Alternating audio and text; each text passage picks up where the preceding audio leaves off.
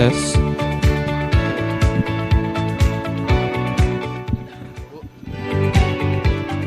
Cek, cek, cek, cek. Baik, untuk semua teman-teman yang ada di bangku belakang boleh diisi bangku yang paling depan dulu ya. Yang di belakang boleh maju ke depan dulu, isi bangku kosong yang ada di depan. Dimohon kerjasamanya.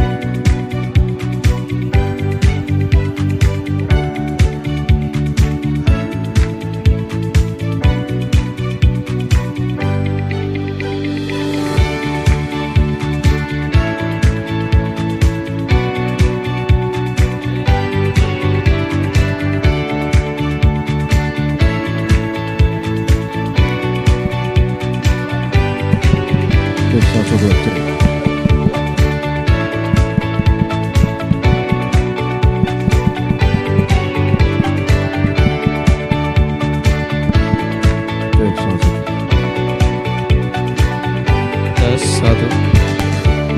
Tes. Cek, cek. Cek, cek, cek. Tes Cek, cek. satu. Soalnya saya enggak bisa.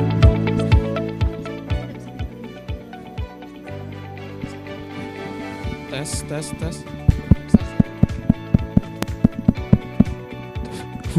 Tes satu.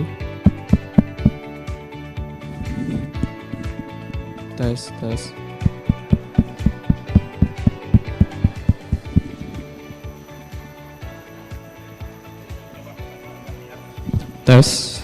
Tes. Udah. Tes.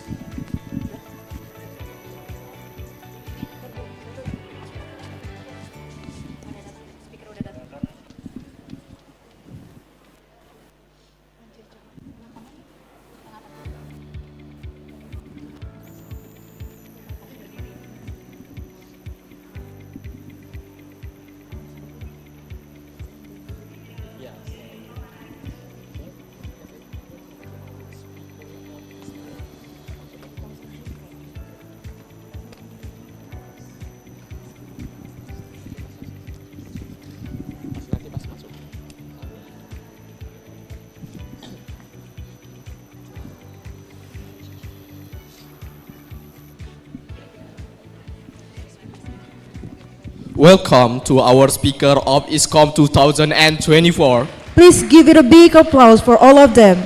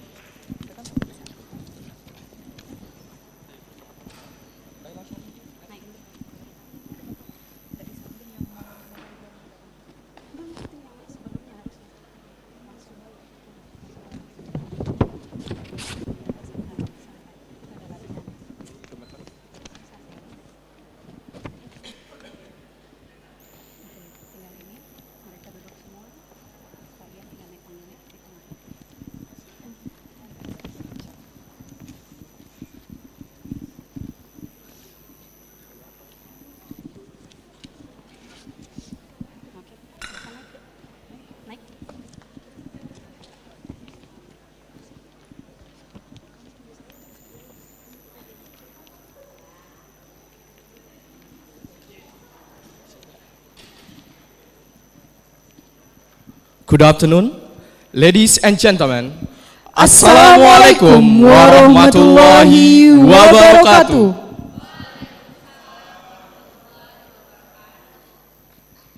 Welcome to the International Student Conference on Management 2024.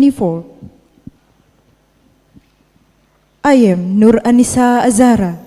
And I'm Bahtiara Agung Ardian, your host for today.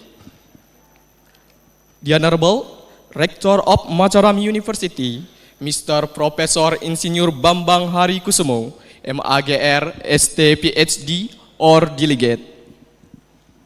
The Honorable Dean of Faculty of Economics and Business, Mataram University, Mr. Dr. Ihsan Ruiz, ST, MSI, or Delegate. The Honorable, the Head of Iscom 2024 Committee, Ms. Nur Aida Aripatara, MSI, PhD.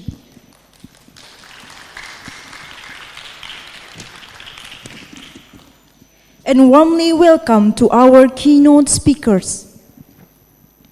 The first one, Mr. Professor Dr. Badarudin Mohammed from University Science Malaysia.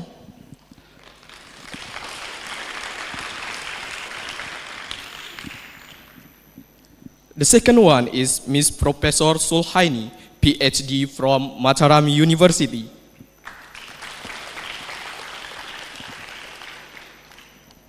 The third one, Mr. Yeyen Seprian Rahmat, MSI from West Nusa Tenggara National Economy Creative Organization, Indonesia.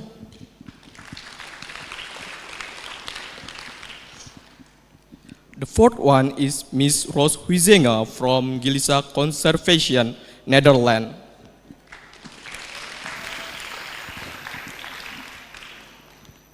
The last one, Mr. Andrew Sinclair from Geotrace Management Pty Ltd, Australia.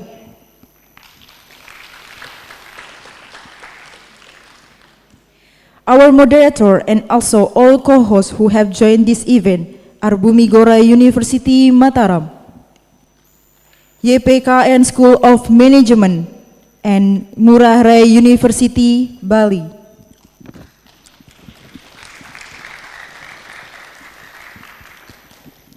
And all participants and of International Student Conference on Management. Before starting the event, there will be a prayer first. The session will be led by Mr. Haji Muhammad Najib Rodi, SAMM. To Mr. Haji Muhammad Najib Rodi, SAMM, the time is yours.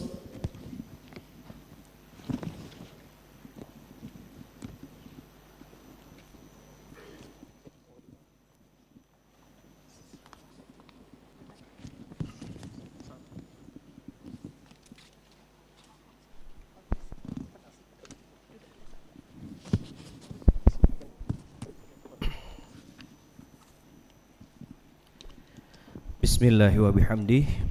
Bismillahirrahmanirrahim. Assalamualaikum warahmatullahi wabarakatuh.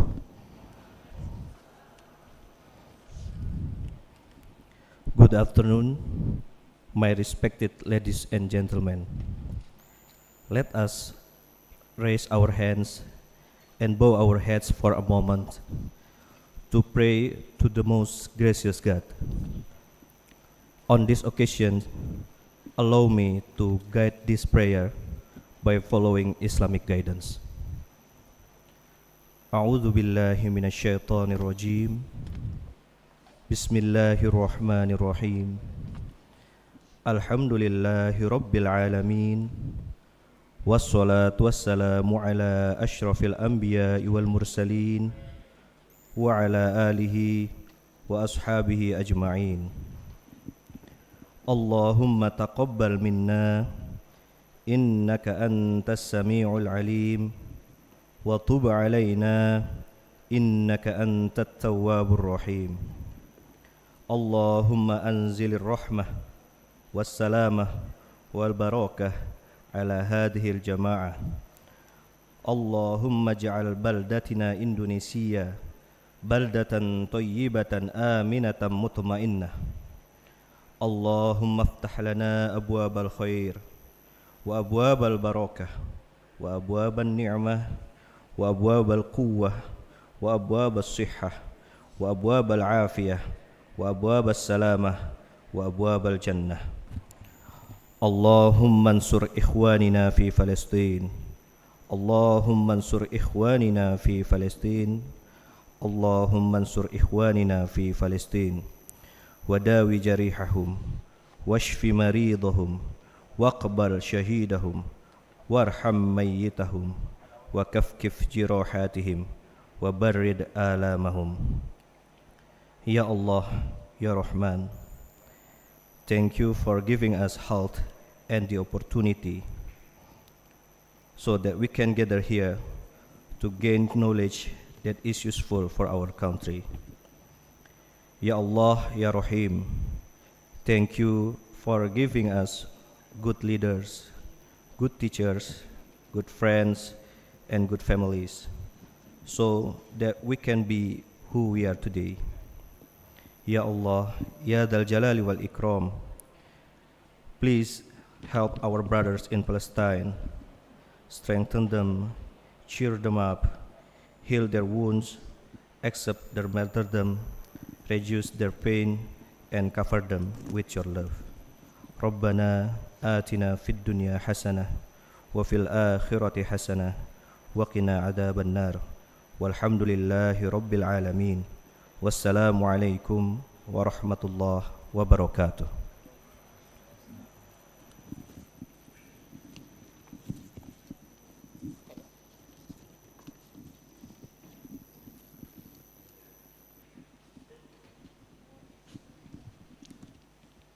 Thank you to Mr. Haji Muhammad Najib Prodi, SAMM. Now we are going to sing the national anthem, Indonesia Raya. To all audience, please stand up.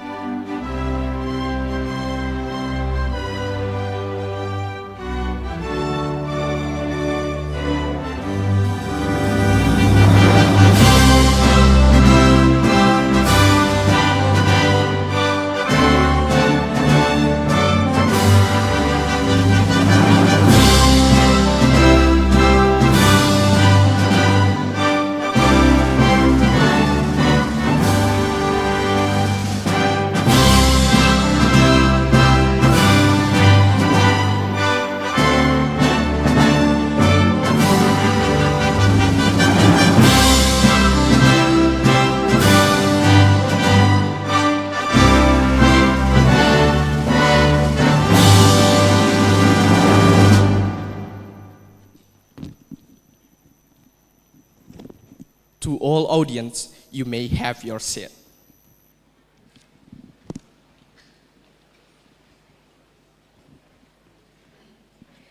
The next agenda is greetings from the head of International Student Conference on Management 2024, Ms. Nuraida Arifah Tara, MSc PhD. To Ms. Nuraida Arifah Tara, the time is yours.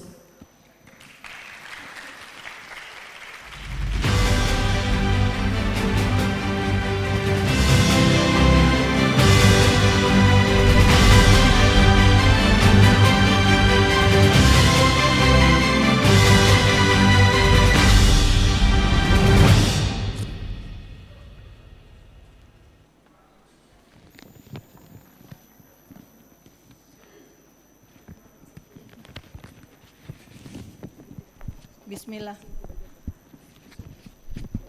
Bismillahirrahmanirrahim. Assalamualaikum warahmatullahi wabarakatuh. The Honorable Vice Rector Professor Akmaluddin, the Honorable Vice Dean Bapak Diswandi PhD, the Honorable Keynote Speaker Profesor Dr. Badarudin Muhammad, the Honorable Professor Suhaini, the Honorable Speaker Mr. Yeyen Sapriuddin Rahmat, Mr. Andrew Sinclair, Ms. Rose Huzenga, hopefully it's correct how to spell. Okay, thank you. And also our invited guests, lecturers, and students who are joining this conference offline and online. It's very nice to have you here today because this is our first time to have the international conference, and I would like to say thank you and welcome to Iscom 2024, the first International Students Conference on Management. Our theme for this year is Tourism, Entrepreneurship, and Creative Economy. This theme is divided into several topics, including marketing management, hospitality and tourism, consumer behavior, entrepreneurial innovation, human resource, leadership and innovation, change management, small and medium enterprises, finance and banking, and financial technology. So here now, because I'm the head of the committee for the Iscom, I would like to give report for Prof. Akmal and the Dean that for this conference, we have 3 co-hosts from 3 universities, and also we have 47 presenters from 14 universities.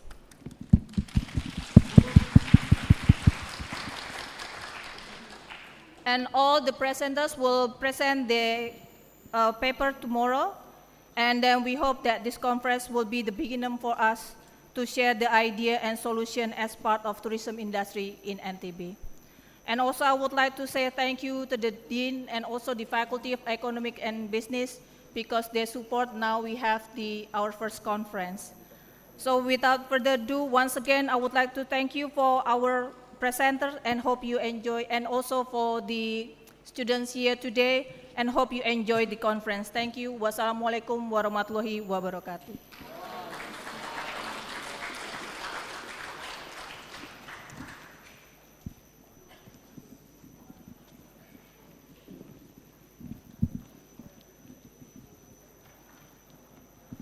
Thank you to Ms. Nuraida Arifatara, MSc PhD, for the speech.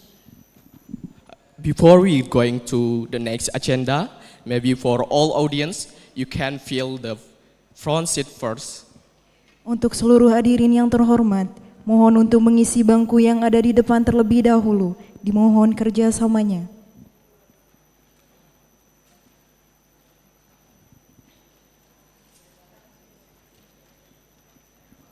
Once again, for all the participants, you can fill the front seat first.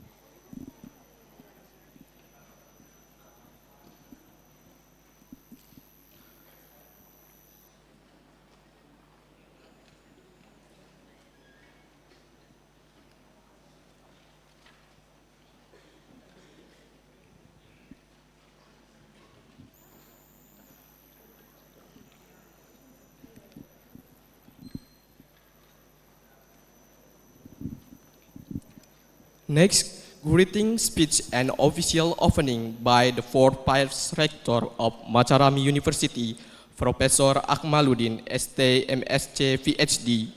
To Professor Akmaluddin, the time is yours.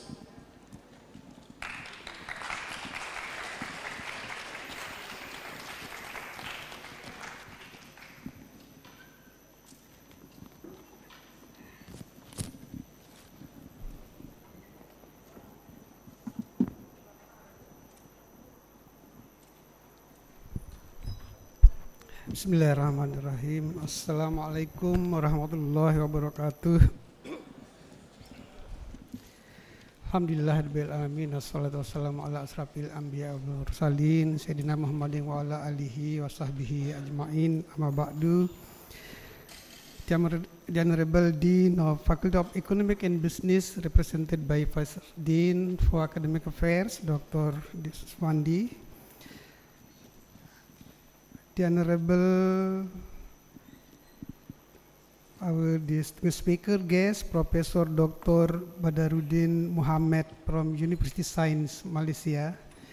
The Honorable Professor Sulhaini, PhD, our skilled speaker from University of Mataram. Our distinguished speaker, Yayan Seprian Rahmat, MSc, from West Nusa Tenggara National Economic Creative Organization, Indonesia. Roos Huizenga from Gili Sac Conservation, Netherlands. And the last one, Andrew Sinclair, GEO Trust Management Pty Limited, Australia. Good afternoon and warm welcome to all of you. First of all, let's thank God Almighty who has given His blessing and mercy so we can gather here in wonderful place, in good health, good condition, without any obstacles. May peace and blessing always be upon our beloved Prophet Muhammad. Peace be upon him who has passed down the Quran as the guidance for human being living in this earth. May Allah guide us to follow His Messenger's guidance and receive His intercession on the day of judgment. Amin. Ya Rabbal Alamin. Secondly, on behalf of Rector University of Mataram, it is my honor to address you all at the International Student Conference on Management Iscom 2024, organized by the Department of Management, Faculty of Economic and Business, University of Mataram. I'd like to extend a warm welcome to all participants, especially our international guests who have traveled to join us. Your presence here underscored the importance of global collaboration and exchange of ideas in tackling some of the most pressing challenges in the field of tourism, entrepreneurship, and creative economy. As the theme of this year's conference, tourism, entrepreneurship, and creative economy holds special significance for us. Tourism remains a pillar of economic growth, not only for Indonesia, but also for many countries around the world.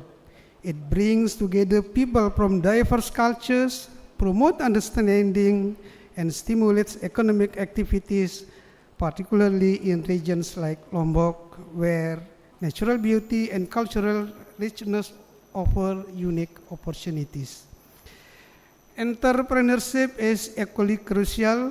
It is the driving force behind innovation, offering new ways to meet market needs, create jobs, and build resilient economies. The entrepreneurial mindset is about more than just starting business. It is about thinking creatively, solving problems, and turning challenges into opportunities. The creative economy, an industry that thrives on imagination, culture, and innovation, is rapidly gaining importance in the global economic landscape. It encompasses industries ranging from fashion and design to digital content and entertainment, and its potential for growth is enormous. Indonesia, with its rich cultural heritage and vibrant artistic community, is well positioned to be a leader in the sector. As we confirm today, I encourage each of you to actively participate in this discussion, exchange ideas, and explore new perspectives on how tourism, entrepreneurship, and the creative economy can be further developed. Your insight and contribution will undoubtedly add great value to this conference and inspire innovative solutions that can drive sustainable development. Finally, I would like to express my heartfelt gratitude to the organizing committee, the Faculty of Economic and Business, and our esteemed partners and sponsors. Your hard work and dedicated have made this event possible, and we are deeply appreciate of your efforts. I wish you all a fruitful and inspiring conference. May this event spark new ideas, strengthen collaboration, and pave the way for the brighter future in the field of tourism, entrepreneurship, and the creative economy. Thank you, and I wish you a great success at Iscom ISCOM 2024. And with your permission, by reciting Al-Basmalah, Bismillahirrahmanirrahim, I hereby declare the International Student Conference on Management ISCOM 2024 with the theme Tourism, Entrepreneurship, and Creative Economy officially open. Thank you again. Have a wonderful conference. Wassalamualaikum warahmatullahi wabarakatuh.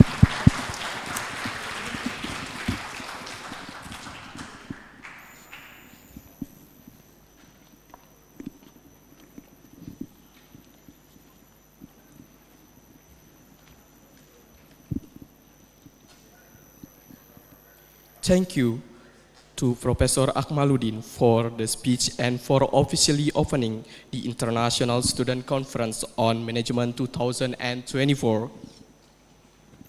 Now we are going to the photo session. For all guests invited, moderator, and all the speakers, please get on the stage to take a picture together. Dimohon Bapak Ibu kesediaannya untuk naik ke atas panggung. Untuk Bapak Ibu tamu undangan juga dipersilakan untuk naik ke atas panggung.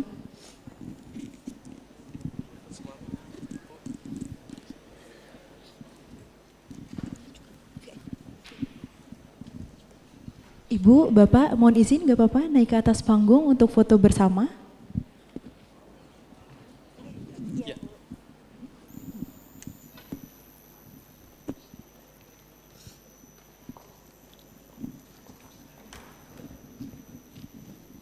Karestu, mungkin bisa dengan rekan-rekan yang lain untuk naik.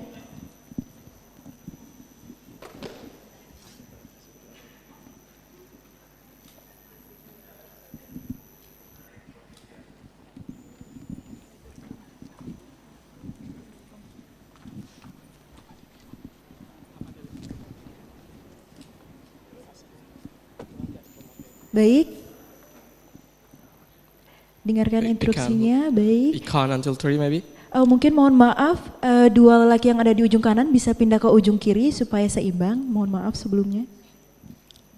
Okay, ready? Camera. Okay. One, 3. 1, 2, and 3. Cheers. Another pose, maybe once again. Another pose, yeah. Yes, maybe. Like fighting. Okay. Okay. 1, 2, and 3. Okay, this is the first position, but the second position we go to photo session with all of the participants.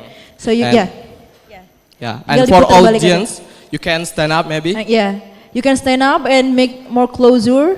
Yeah, make closer.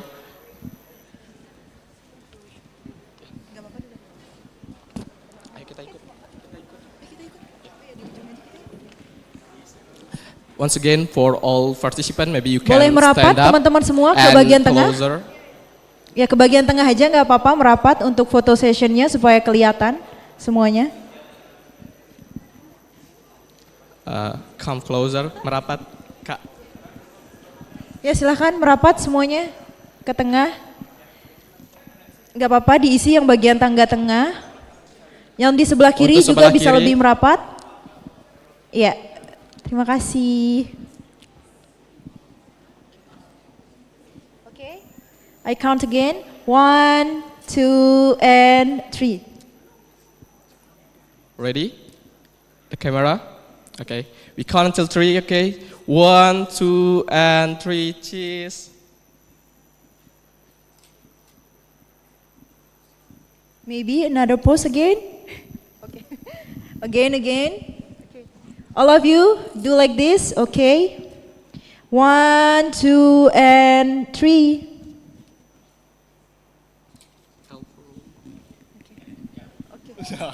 Oh. Maybe Thank you enough. for Thank all you of the for guys all of you. invite and for all of the participants.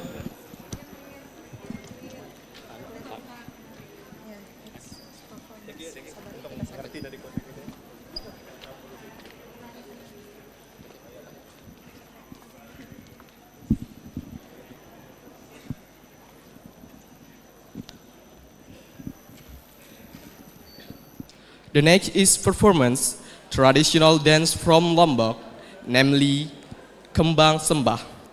Without any further ado, please welcome traditional dance Kembang Sembah.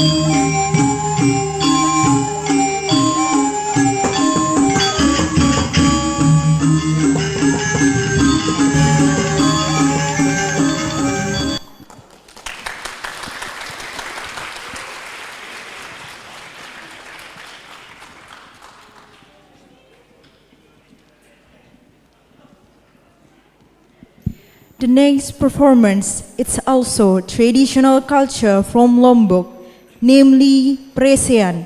Without any further ado, please welcome Presean.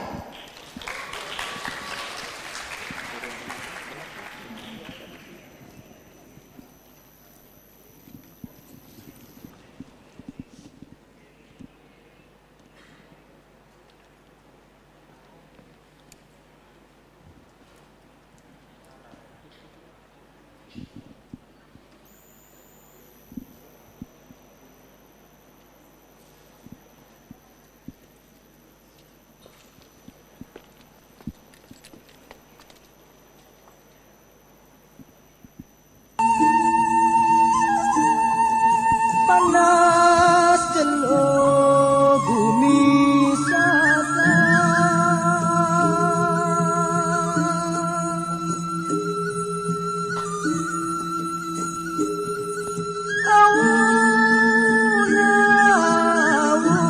Awun-awun segar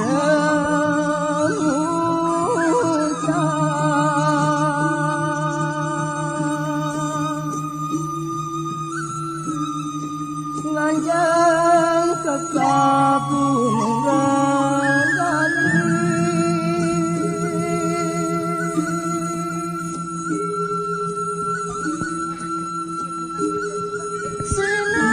Sinalana Kasak melono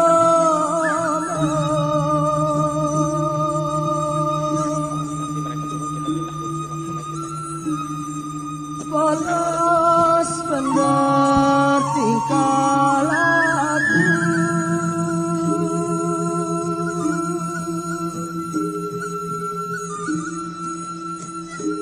Perangi sida Di bumi sasa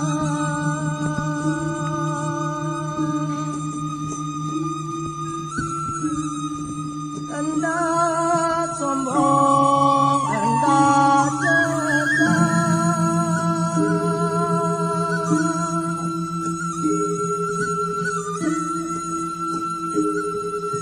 Laun silih nenek sakuasa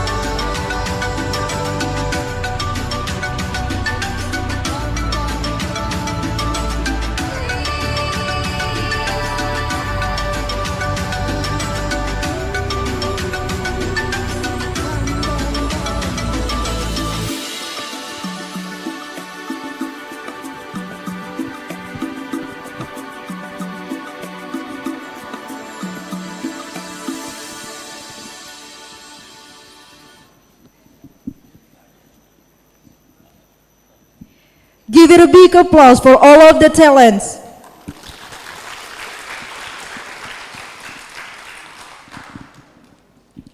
Now we are going to the main event, the International Student Conference on Management 2024, which will be led by our amazing moderator.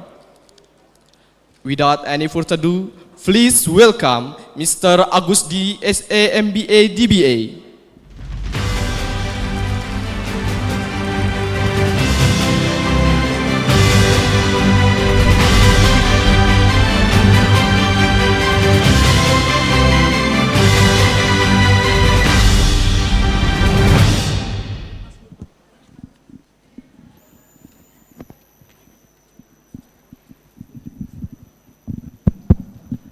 Bismillahirrahmanirrahim. Assalamualaikum warahmatullahi wabarakatuh. Ladies and gentlemen, all keynote speakers, and all participants of this conference, International Student Conference. Let me, as a moderator, start these sessions by introducing two of our keynote speakers. The first keynote speaker is Honorable Professor Dr. Badaruddin Muhammad from University Science Malaysia. For Professor Badaruddin, please welcome.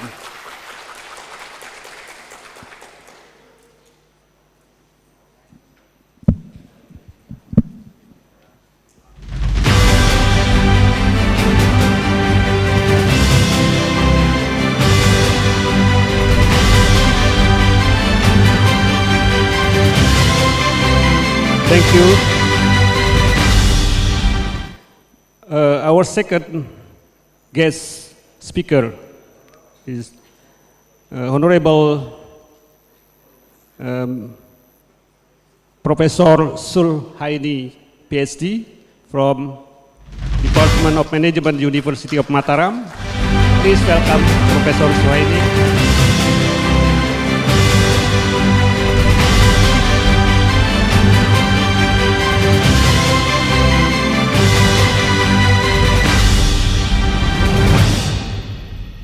Thank you, ladies and gentlemen. Let me introduce two of our honorable guest speakers. Professor Dr. Badaruddin Muhammad, University of Science Malaysia, is a distinguished academic affiliated with University Science Malaysia, USM. His research and work frequently focus on issues of urban development and sustainable tourism. He is also actively involved in various international collaborations, including with the University of Social Sciences and Humanities in Vietnam, where he received a certificate and Medal of Merit for his contribution to urban development and tourism in Vietnam. Additionally, Professor Badaruddin also known for his efforts in building international educational networks aimed at enhancing academic and research capacity in urban planning and tourism. Give applause for Professor Badaruddin. Our second keynote speaker is my colleague, Professor Sulhaini, PhD, from Department of Management, Faculty of Economics and Business, University of Mataram. Is a distinguished lecturer and academic affiliated with the University of Mataram. She specializes in marketing management within the Faculty of Economics and Business. Her research interests include topics such as halal tourism, entrepreneurships, and electronic customer relationship management. Professor Sulhaini has published numerous articles in reputable journals, making significant contribution to her field. She is also known for her commitment to advancing academic knowledge and supporting the development of innovative management practice. Please give floor to Professor Sulhaini. Ladies and gentlemen, I would like to invite Professor Badaruddin Muhammad to present his paper titles of Tourism in the Third Millennium, Improvising Destinations for Sustainability. The time is yours, approximately about 15 to 20 minutes. Thank you, Professor.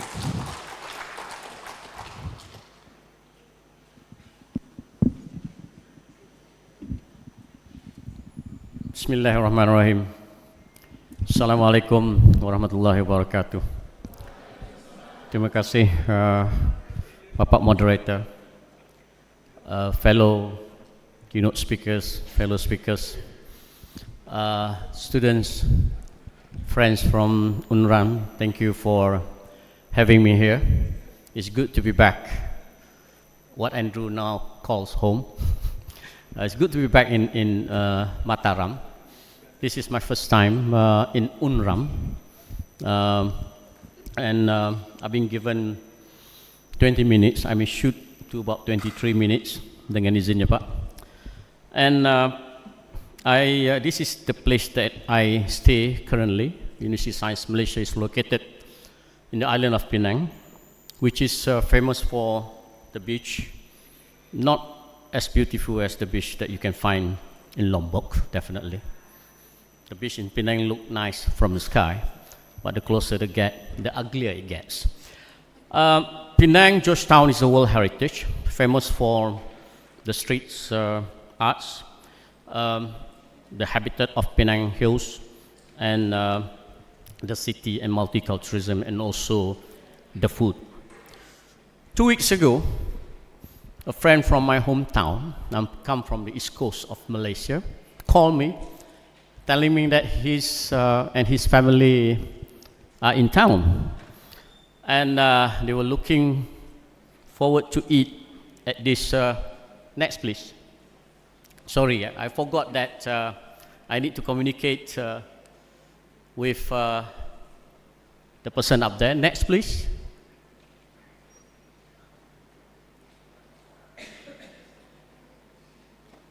And next slide, please. This is Penang. Okay, now you have to wait for my cue. Yeah?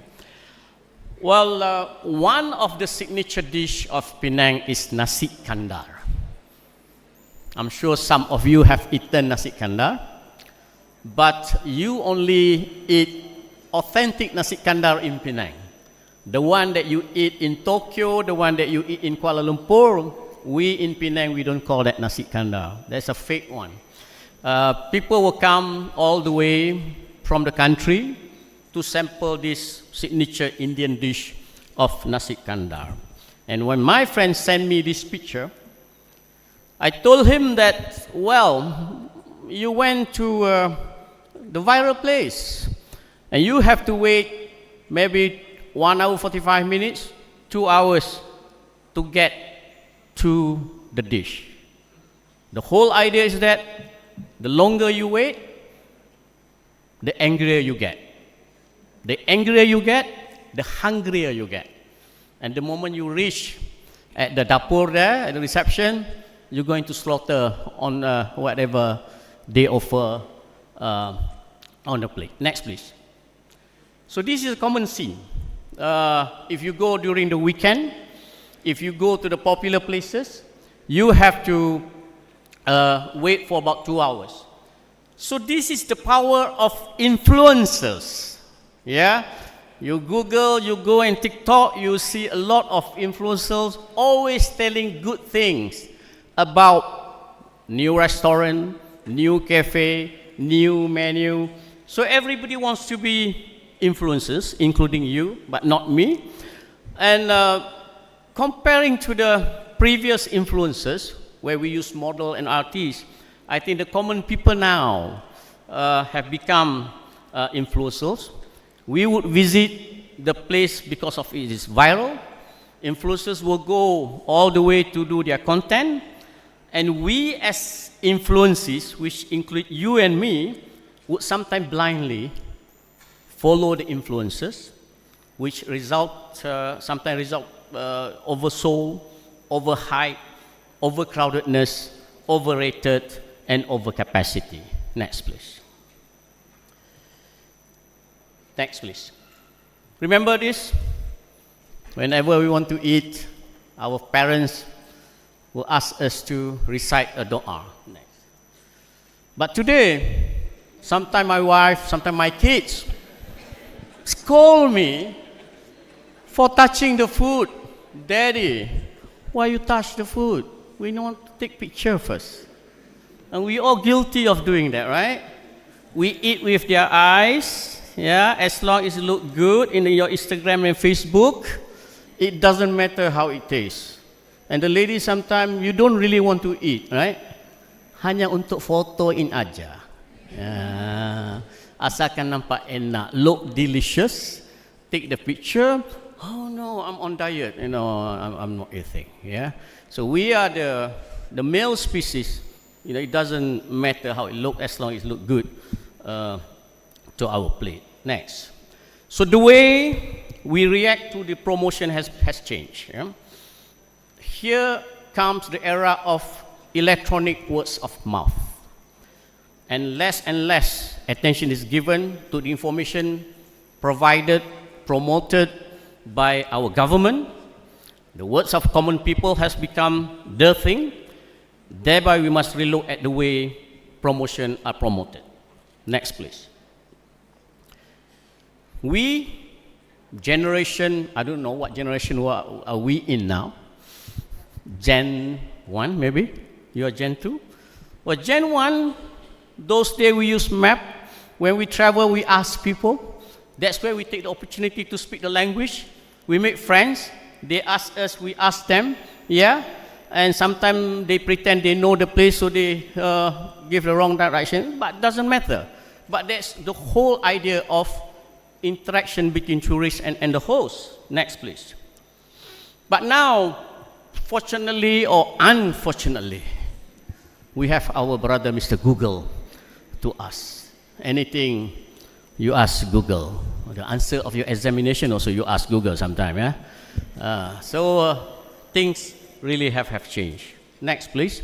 And the way multimedia have swapped, the way information has been promoted to us have changed. You see Facebook, YouTube, Instagram, and internet search engine including TikTok, booking website like trip.com and Agoda, and words of mouth have now become the thing that controlling the way we make decisions and the way we behave, where we shop, when we travel, and so on. Next, please.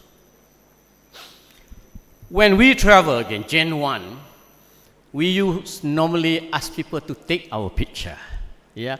Again, this is where we interact. We say thank you. Though we don't understand the language. But now, technology of Samsung, iPhone, have developed to improve the selfie. And now we don't really care about who's moving in front of the camera. We just need selfie and Wi-Fi. So again, the opportunity of interaction between us, we, as travelers, and the local people has gone and missing. Next. We used to travel for leisure, basically, and we do now. We get away during COVID for escapism because terlalu lama lockdown, out of boredom. So normally when we escape, the government allowed us to travel. We took this opportunity.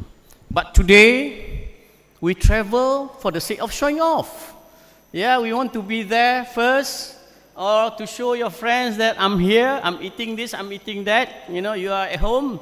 So it's about promoting your social status in your website. Yeah? And some tourists will go all the way for the sake of showing off to the public. Next, please. So be careful. Once in a while, and this is rather new, and this is happening in Indonesia. I'm sure you are familiar with this tragedy where tourists, when they go overboard, the wife fell right in front of her husband. Next, please. So, a little bit of words of caution that all the good things promoted by the influencers must be complemented by good delivery of products and services. Oversold, poor services, overcapacity could easily backfire, and often service and product providers fail to deliver as promised, resulting frustration, resulting eventually the restaurant, the site, the destination has been abandoned. While we can entice, promote or attract tourists and visitors to come and visit us, remember, they also can rate us in Google review, in trip.com, Agoda, and so on. From here, next please, I would like to bring or share with you an example of how a tourist destination or small town transforms itself from negativity into positivity. Let me bring to you one of the most popular destinations for Malaysian, a small town, southern of Thai, 4 or 5 hours drive from Penang, about 1 hour, 2 hours from Langkawi, the city of Hat Yai. Next, please. In the 70s, in the 80s, people who are living at the border of Malaysia, Thai, will not allow their son, will not allow their husband to go into Hat Yai, because Hat Yai was related to sex tourism, it was related to disease, HIV and so on, it was related to agogo girls. You go there and they tell like, don't go to Hat Yai because it's a cowboy town. You can get shot in Hat Yai. You can buy pistol openly. Well, you still can buy pistols in Hat Yai. Hat Yai was related to cheap shopping, beer. The city was dirty and so on. Next, please. But over the years, the city of Hat Yai, realizing that the bulk of their customers, visitors and tourists coming from Malaysia and Singapore, so they have started to transform themselves, from agogo girls, from pink ladies, the one that you see at night. They bring in good shopping, the third sector, the night market, the floating market, the nice shopping mall, and so on. Next, please. Well, along the way, the Thai government in 2008 introduced, or not introduced, but released or relaxed or allowed cannabis, ganja, marijuana, for recreational use. Last year, or even now, if you go to Hat Yai, you will see marijuana candy, you will see marijuana tea, marijuana coffee, marijuana cookies available. But luckily, the Thai government has realized that this has a very negative impact to the society and the tourism. Of course, you will see backpackers from across the world come over to Thailand and they start being creative. We talk about creativity, you can find this creative economy in Thailand. So they have announced that by the end of this year, the whole cannabis for recreation will be stopped. Next. Then enter what they call halal tourism. This what hit Malaysia. When Thai bring in halal tourism, they have halal hotel, they have Islamic hotel, they introduce more and more food that is halal for Muslim. More and more people from Malaysia, Indonesia, and also Singapore come and venture into Hat Yai. Next, please. Even spa, which used to be taboo for Malaysian, Muslim, and so on, they even have Muslim-friendly spa. I can even bring my daughters to go and enjoy in spa without any reservation. And the image of people of Malaysia towards Hat Yai have been transformed. Next, please. And Hat Yai is now become a domestic destination for Malaysian. So this is something unique. And it's been promoted to Malaysian by Malaysian. Yeah?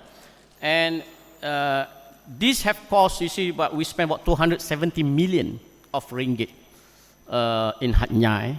If you go during the weekend, you have to wait 1 hour, 2 hours to cross the border, and you don't really see the crowd from Thai coming into Malaysia. There are some tourists coming into Malaysia, which I call them gasoline tourists. Yeah, Thai people would drive their car into Malaysia just to fill in the gas because our gasoline is much cheaper than Thai, and they go back home. So I call them gasoline tourists. Other than that, I think most of the bulk of the flow is coming from Malaysia into Thai. Next, please. Anxiety have hit places like Langkawi, yeah, which is now abandoned basically in Hat Yai. Some people say it's too expensive. I don't think it's about money.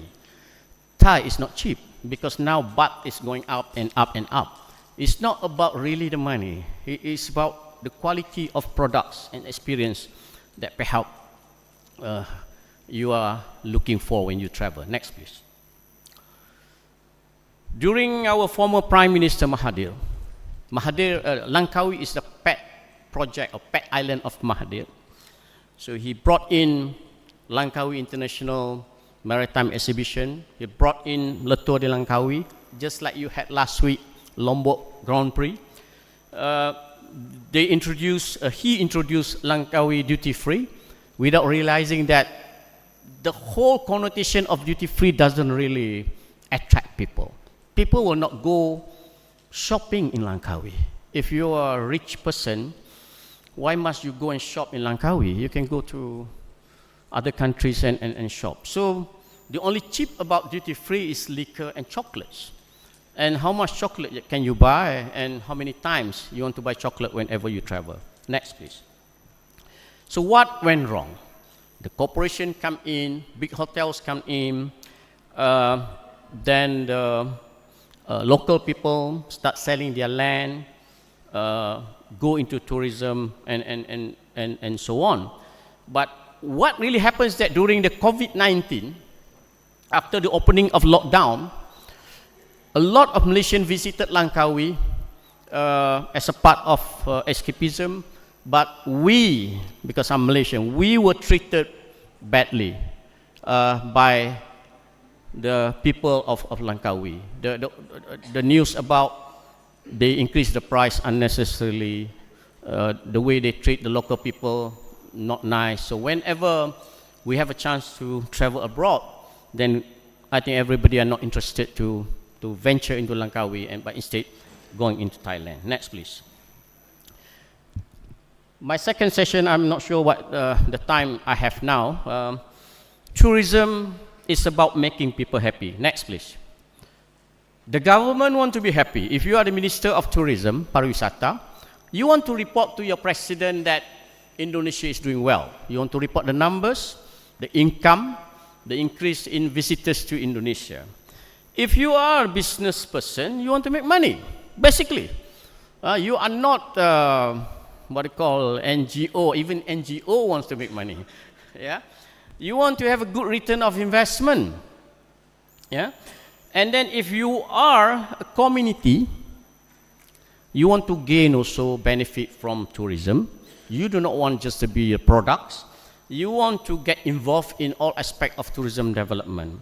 But if you are a tourist, you want to have high satisfaction, enjoyable, memorable experience, unique product, and so on.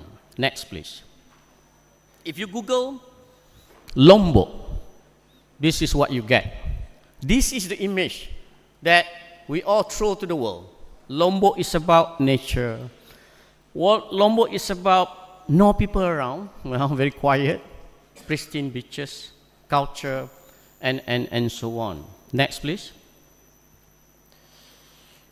But with all those facilities or attractions, beautiful attraction you have, you need to bring in infrastructure. Yeah. Worst day spa ever. I remember when I went to a spa in Vietnam. Feel like I'm going into a car wash, car wash, where they spray my body using the spray. And then next please, and I was like, am I in spa or car wash?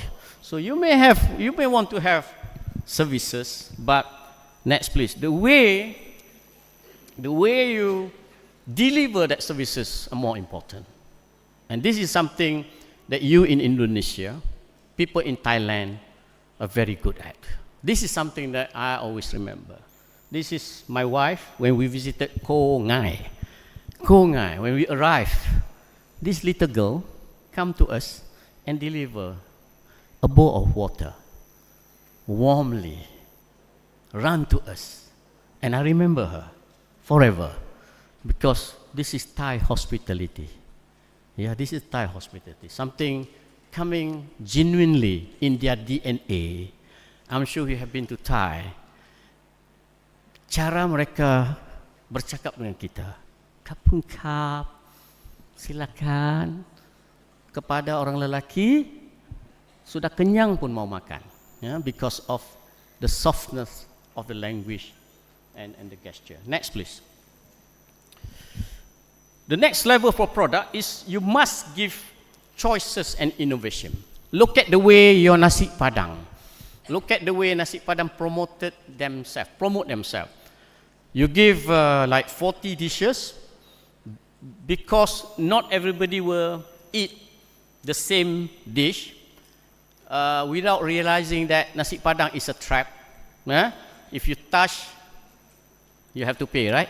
So if you have 10 people with 10 different, saya mau sapi, saya mau ayam, saya makan ikan, saya tidak makan sambal, and you end up buying or touching each of these dishes, and the bill going to be very high. But my point here is that variation, choices that you give to your client, customer, and visitors. Next, please.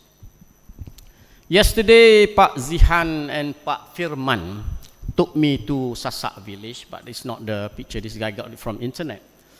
And I had the chance to talk to the ladies, and she invited me to do the tenun.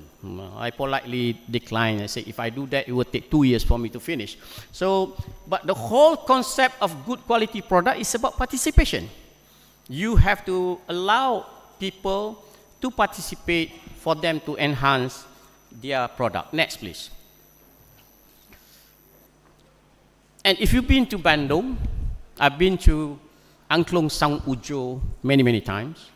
This is the whole concept, principle of participation, where the host will invite children to be a part of the show, will invite all of us to be a part of the orchestra, and we play the sound together. And again, the participation, next please, is part and parcel of what we are talking Excuse me, in Prof. today. 5 minutes, please. 2 minutes. Is the gist of creative tourism. Next, please. So, ladies, I'm giving 5 minutes. That's very generous, but happy tourists will return definitely. Ensuring good quality experience and product is a must. We know that happy travelers will return. My fellow friend here, speaker, she said, I'm stuck in Lombok. It's not return, stay. So, Pak Andrew left Langkawi to Lombok. So we're going to miss you in Langkawi.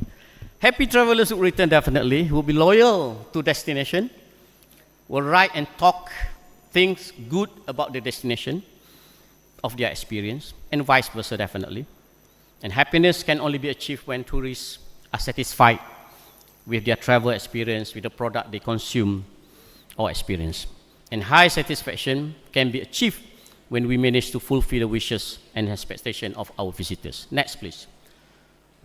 So, ladies and gentlemen, boys and girls, you are in business, economy, tourism.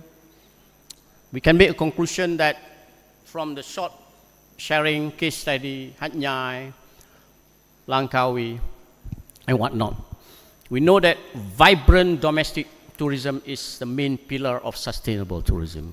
Never, never forget. Remember, domestic tourists saved us during COVID-19, where international tourists cannot come. They were there to support the local industry. Conserving the very thing, the very product that brings tourists to you is crucial. Don't forget your unique selling proposition. Protect that. Enhance that a little bit if you have to. Tourism sector is dynamic. Tourism enterprises must adapt fast to changes and must always improvise. With all the technology, changes happening, I put a question, for example, how travel agencies survive when more and more of us are doing DIY tour. And what role can we play now? What role can travel agency play now when AI is coming into town, when you talk to Google more than you talk to your mother, and so on. Next, please. Finally, we know that tourism is a volunteer activity. Tourists visit certain destinations for a certain reason. Satisfying the needs and desire of visitors is a must, as I said before. But sustainable tourism, from my own honest opinion, is that you must reach equilibrium, balance of benefit, cost, and interest. The community, the government, the businesses, the local people must equally share the benefit and also the impact of tourism. And we cannot go on doing the promotion, because once we fail to deliver what we promise, the negativity will come. And destinations that offer genuine products will survive and be more resilient compared to those relying on imported products. With this note, I thank Pak Moderator. I also would like to thank UNRAM for the invitation. I would like to congratulate students for organizing this event chaired by Dr. Aida. Thank you. Sekian wabillahi taufiq wal hidayah. Wassalamualaikum warahmatullahi wabarakatuh. Waalaikumsalam warahmatullahi wabarakatuh. Thank you, Prof. Badarudin. And next speaker is, I present one of my colleagues, Professor Suhaini. She will be presented. The title of this presentation is Young Consumers, Where Are We Going? Please, Professor Suhaini. Time is about 15 minutes. I'm going too quick. Okay. Bismillahirrahmanirrahim. Assalamualaikum warahmatullahi wabarakatuh. Good afternoon, everyone. Thank you, Pak Agustin, as moderator. Thank you for all speakers, all audience who has having time with me this afternoon. This afternoon, I'm going to present some of my research on consumer behavior. My research interest on consumer behavior is driven by the fact that Indonesia has been part of the global market, and globalization of the market generate greater challenges and opportunities for local product and brands. Indonesia, as a developing country, of course, need strong support from domestic consumers. However, we have to realize that domestic consumer, especially the younger one, tend to live global consumer culture and local consumer culture simultaneously. Next, please. Okay. Next. Okay. Before I continue my presentation, I believe that most of you are Indonesian. So I have some simple question for you. The first one is, do you love Indonesia? It's good. So nice. So my next question, are you proud to be Indonesian? Okay, Alhamdulillah. But prove it. Prove that you love and proud to be Indonesian. Who dare to prove it? Please raise your hand.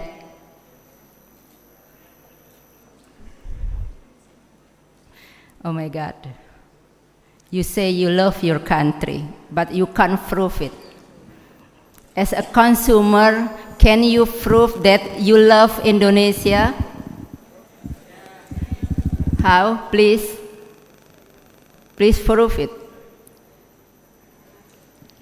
Okay. You can. Okay, please look at this slide. I want to ask you, could you identify which brand are Indonesian brands and which one are foreign brands?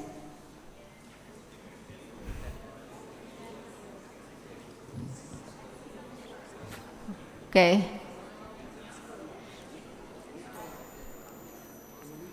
Which brand are Indonesian brands? Azure? Okay. I think you still confused. Actually, all of these brands are Indonesian brands. Oh man. Okay. I already mentioned about global consumer culture and local consumer culture. Please, next slide, please. Okay, this is the definition, but I would like to jump to the research. Please, to the next slide, please.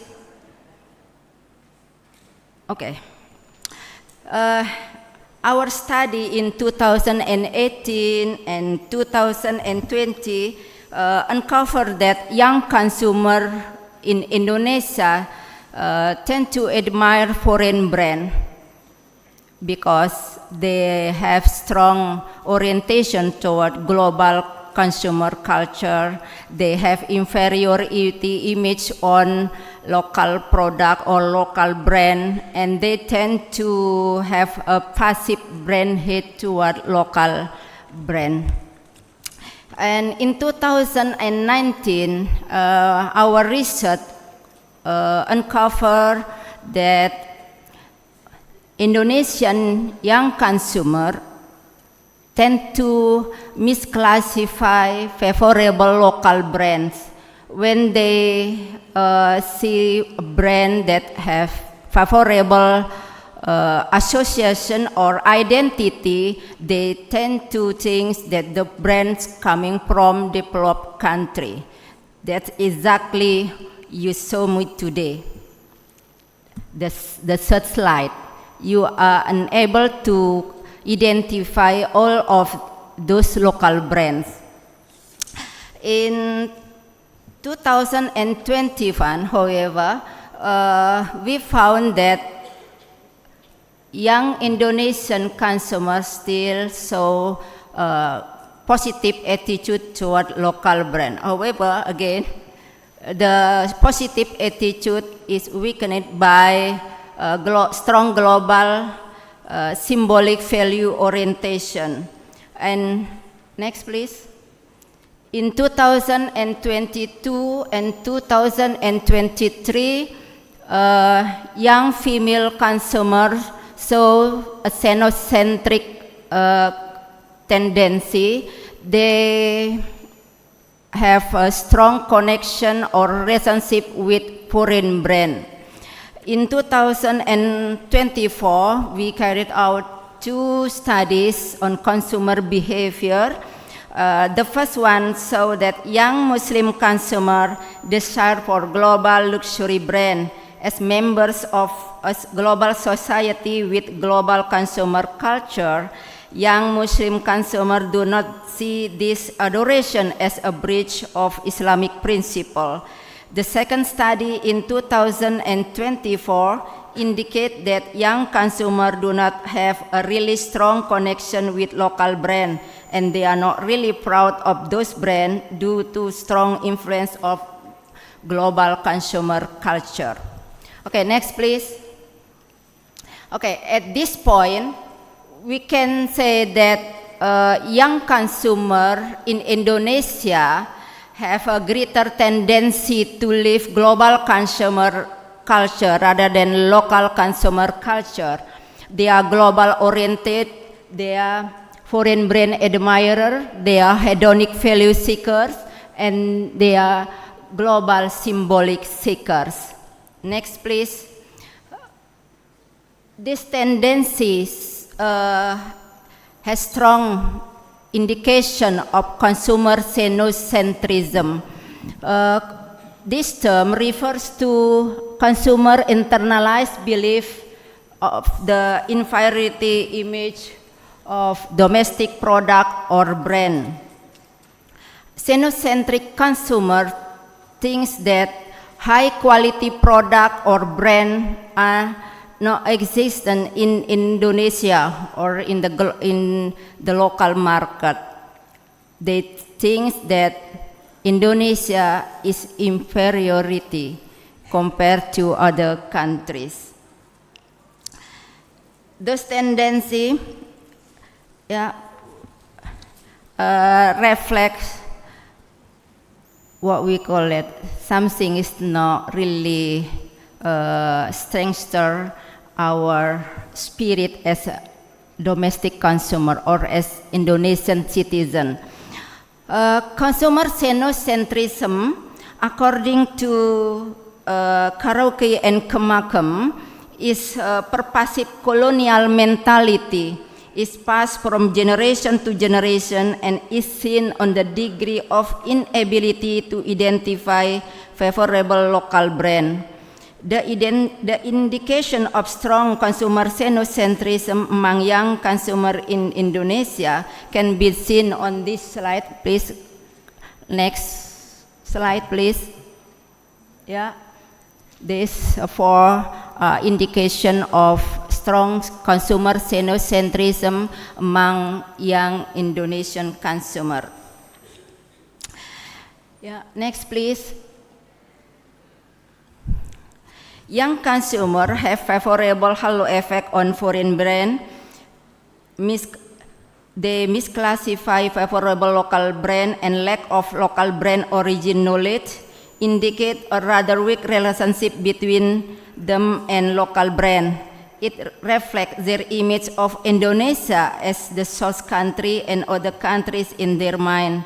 They perceive their own country is unable to produce high quality product and brand, while other countries have a better ability. Their own country is inferior in their mind. Okay, next please. Okay, this slide describes young Indonesian consumer behavior. Young Indonesian consumer have limited evaluation and information, means that they do not have sufficient knowledge regarding local brand. They tend to simplify the buying process without looking for information on the brand country of origin. When they find local brand with foreign names and have favorable association or identities, they often consider the brand coming from developed countries. The tendency are related to image of Indonesia in their mind and the brand main association or identities. Please, next please. Yeah, next please. Okay, we turn our discussion on local consumer culture among young consumer in Indonesia. Well, we have seen how 7-Eleven left our country. We also have seen Dunkin' Donuts struggle to win over GCO, and we have to also remember that we have Indomie as one of the best global brand in the consumer products. So we can say that some local brands are strong enough in the domestic market or even one of our global brands. We have to remember that the number of global brands coming from a specific country reflects the country economic development. Hopefully, in the next future, we can have more global brands from Indonesia. We have to remember that consumer ethnocentrism and consumer xenocentrism are related to home country image. The better image of home country in their mind, the more favorable behavior they have toward local product or brand. This is very fundamental to understand young consumer. So since home country image can shape consumer behavior, I would like to say, if you can make home country image better, don't make it worse. Yeah. Okay, next please. Okay, my second study in 2022 indicate that to some extent Indonesian young consumer are local brand conscious and view local brand as brand that offer positive emotional value and strengthen their desire to buy. However, need for uniqueness has a greater negative influence. Need for uniqueness is an indication of consumer xenocentrism. So again, we have to realize that consumer xenocentrism is strong enough in young consumer behavior. Next, please. Previous study in consumer ethnocentrism in Indonesia show mixed result. However, consumer ethnocentrism is actually driven by political and economic nationalism.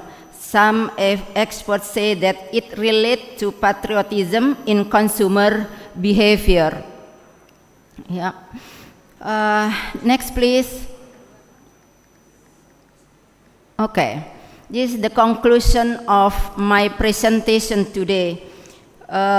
Young Indonesian consumer tend to open to global consumer culture, but are still supportive toward local brand and local product. The finding obtained from all the study I discussed before are in accordance with other studies in other developing countries, i.e. young consumer live global consumer culture and local consumer culture simultaneously. Okay, next please. Yeah, the challenges for we as a developing country. We cannot close ourselves off from the whole global market, but please be smart consumer, as you are the real source of the nation competitiveness in the global competition. Please learn the experience of Japan with strong support from the domestic consumer. They are very ethnocentric. They always support local product, even though they know the product are inferior quality. Please show a much greater support to local brand or product. Be wise, be selective, and choose local product or brand for the nation and your future. And I repeat what I said before. If you can make home country image better, don't make it worse. That's from me today. Hope this inspire you. Thank you. Wassalamualaikum warahmatullahi wabarakatuh. Waalaikumsalam warahmatullahi wabarakatuh. Thank you, Professor Suhaini. Ladies and gentlemen, that's all presentation of our keynote speakers. Now we have about 10 minutes to Q&A. We'd like to invite all participants. Any questions for both keynote speakers?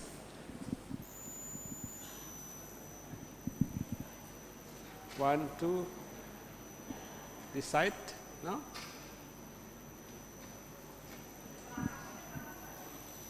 Only two. Okay, two.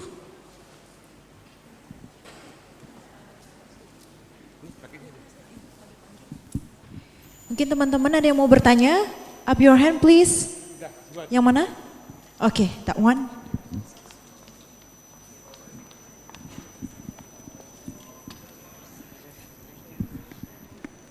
Oke, assalamualaikum warahmatullahi wabarakatuh. Thank you for the opportunity. I would like to introduce myself. My name is Mataram as a student from Management Department.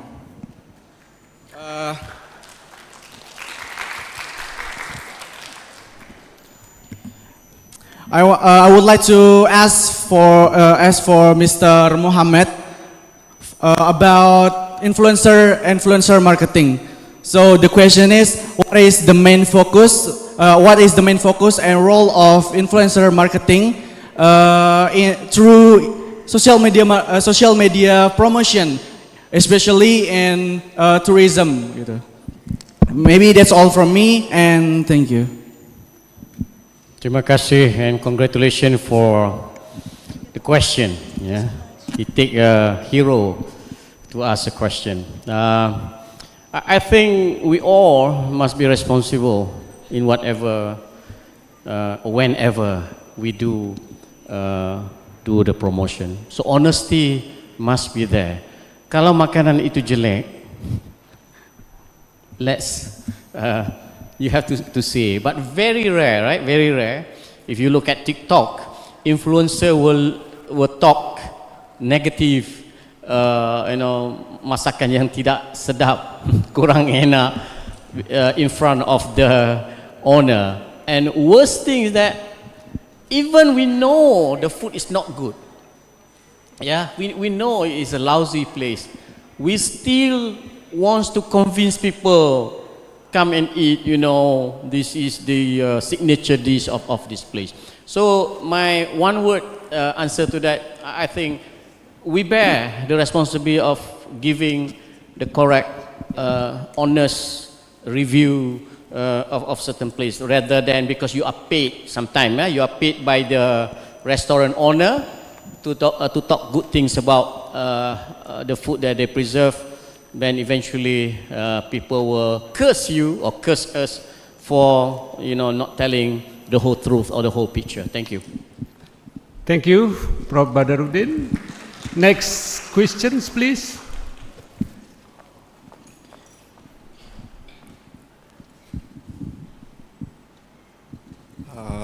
Thank you for the opportunities. Good afternoon, everyone. Good afternoon. Allow me to introduce myself.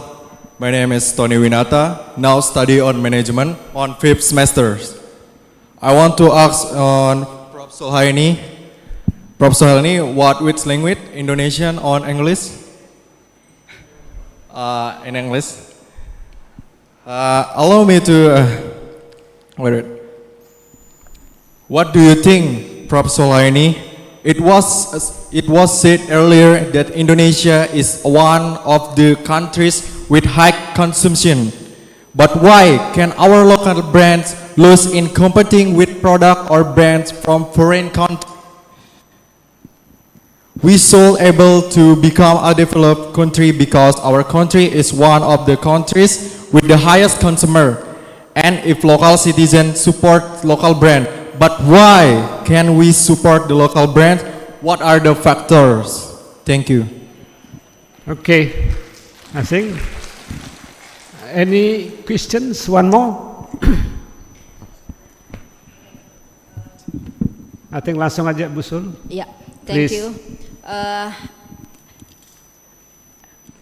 We tend to admire foreign brand because we are xenocentric.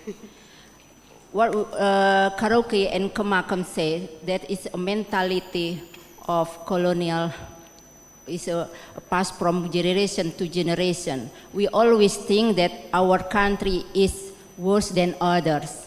We sometimes not really know who we are. We always say, or always we think that Indonesia is unable to produce good product or local or good brands. Even when I show you some Indonesian strong brands, you are unable to think that all of the brands are actually Indonesian, because you think, yeah, most of us think that good brand must come from developed countries, not from our country. So it is inferior image of Indonesia in our mind. If you ask me about what are the factors, when we talk about consumer behavior, it's plenty of factors can shape our behavior. So if we see from the perspective of Islamic consumer behavioral theory, we can say that sometime, or some research say that Muslim consumer tend to live local consumer culture rather than global consumer culture. But according to my research and with my team, so that young Muslim consumer also, they are global consumer. They follow global consumer culture. Yeah. Thank you. Thank you, Professor Shani. Keep applause for both of our keynote speakers. I think I need to end these sessions, and before that, I will conclude the two topic of our speakers. Prof. Badaruddin is the power of influencer, the power of social media, and strategy to promote tourism destinations. And Prof. Sulhaini, young Indonesian consumer or customer tend to favor or like foreign brands compared to local brands. Low appreciations but supportive of local and national brands. Brand image is needed but challenging. And the last one, the quote from Professor Sulhaini: if you cannot make it better, do not make it worse. Thank you, and for both our questions.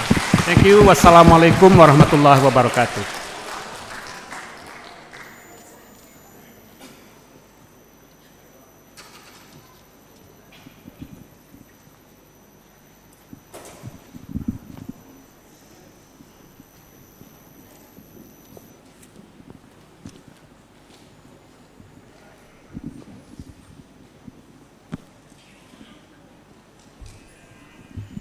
Thank you to keynote speaker for the amazing material that you have been presented. Flag awarding to keynote speakers Mr. Professor Dr. Badaruddin Muhammad and Ms. Professor Sulhaini PhD by the Head of Management Department of Faculty of Economics and Business, University of Mataram, Ms. Dr. Bayi Handayani Rinwastuti, SAMM. For all of the keynote speakers and also the head of department, please get on the stage.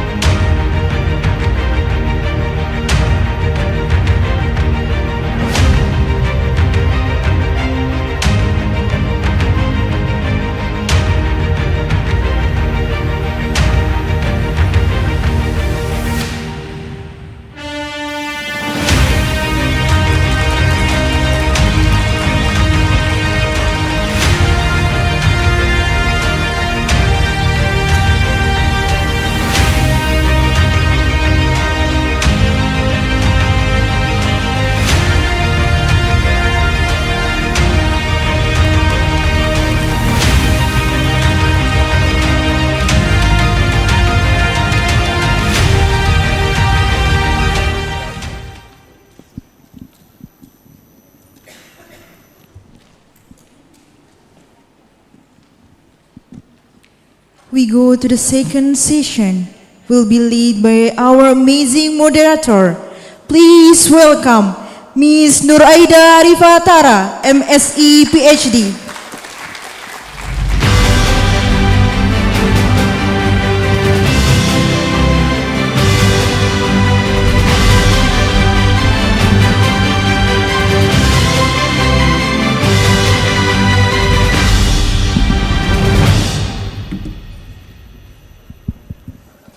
Good afternoon, everyone. How's it? Still excited to be here? Yes, because now we move to the second session of the discussion. So I hope that there will be more students who will ask, and then especially because the next speakers is one of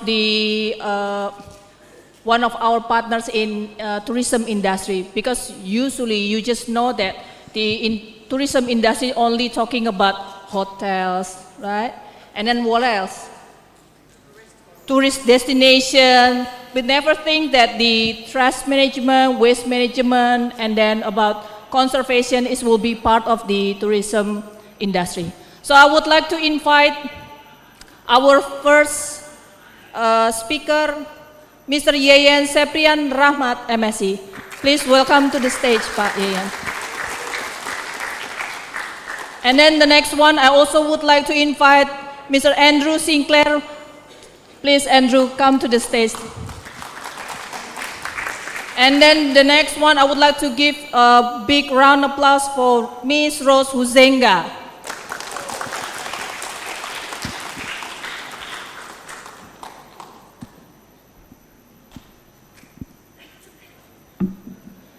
So as I mentioned before, that the three of these speakers they are the practitioner and then in the tourism industry. So Pak Yeyen is currently the head of the GECRAF, or head of the West Nusa Tenggara Creative Economic Organization. One applause, please. And then also we have here Andrew Sinclair is the managing director of GEO Trash Management Pty Ltd. And the last one is Rose Huzenga, is the co-founder and director of Gili Shark Conservation. Big round of applause for three of them. So after this, we will hear what they say about might be what they do in this industry, and then what we can learn from them. So after this, just make a note, and then you can ask some question to them. So for the first round, I will give the time for Pak Yeyen Seprian Rahmat. Please, Pak Yeyen, time is yours. And then for the operator, please prepare for the PowerPoint. Silakan.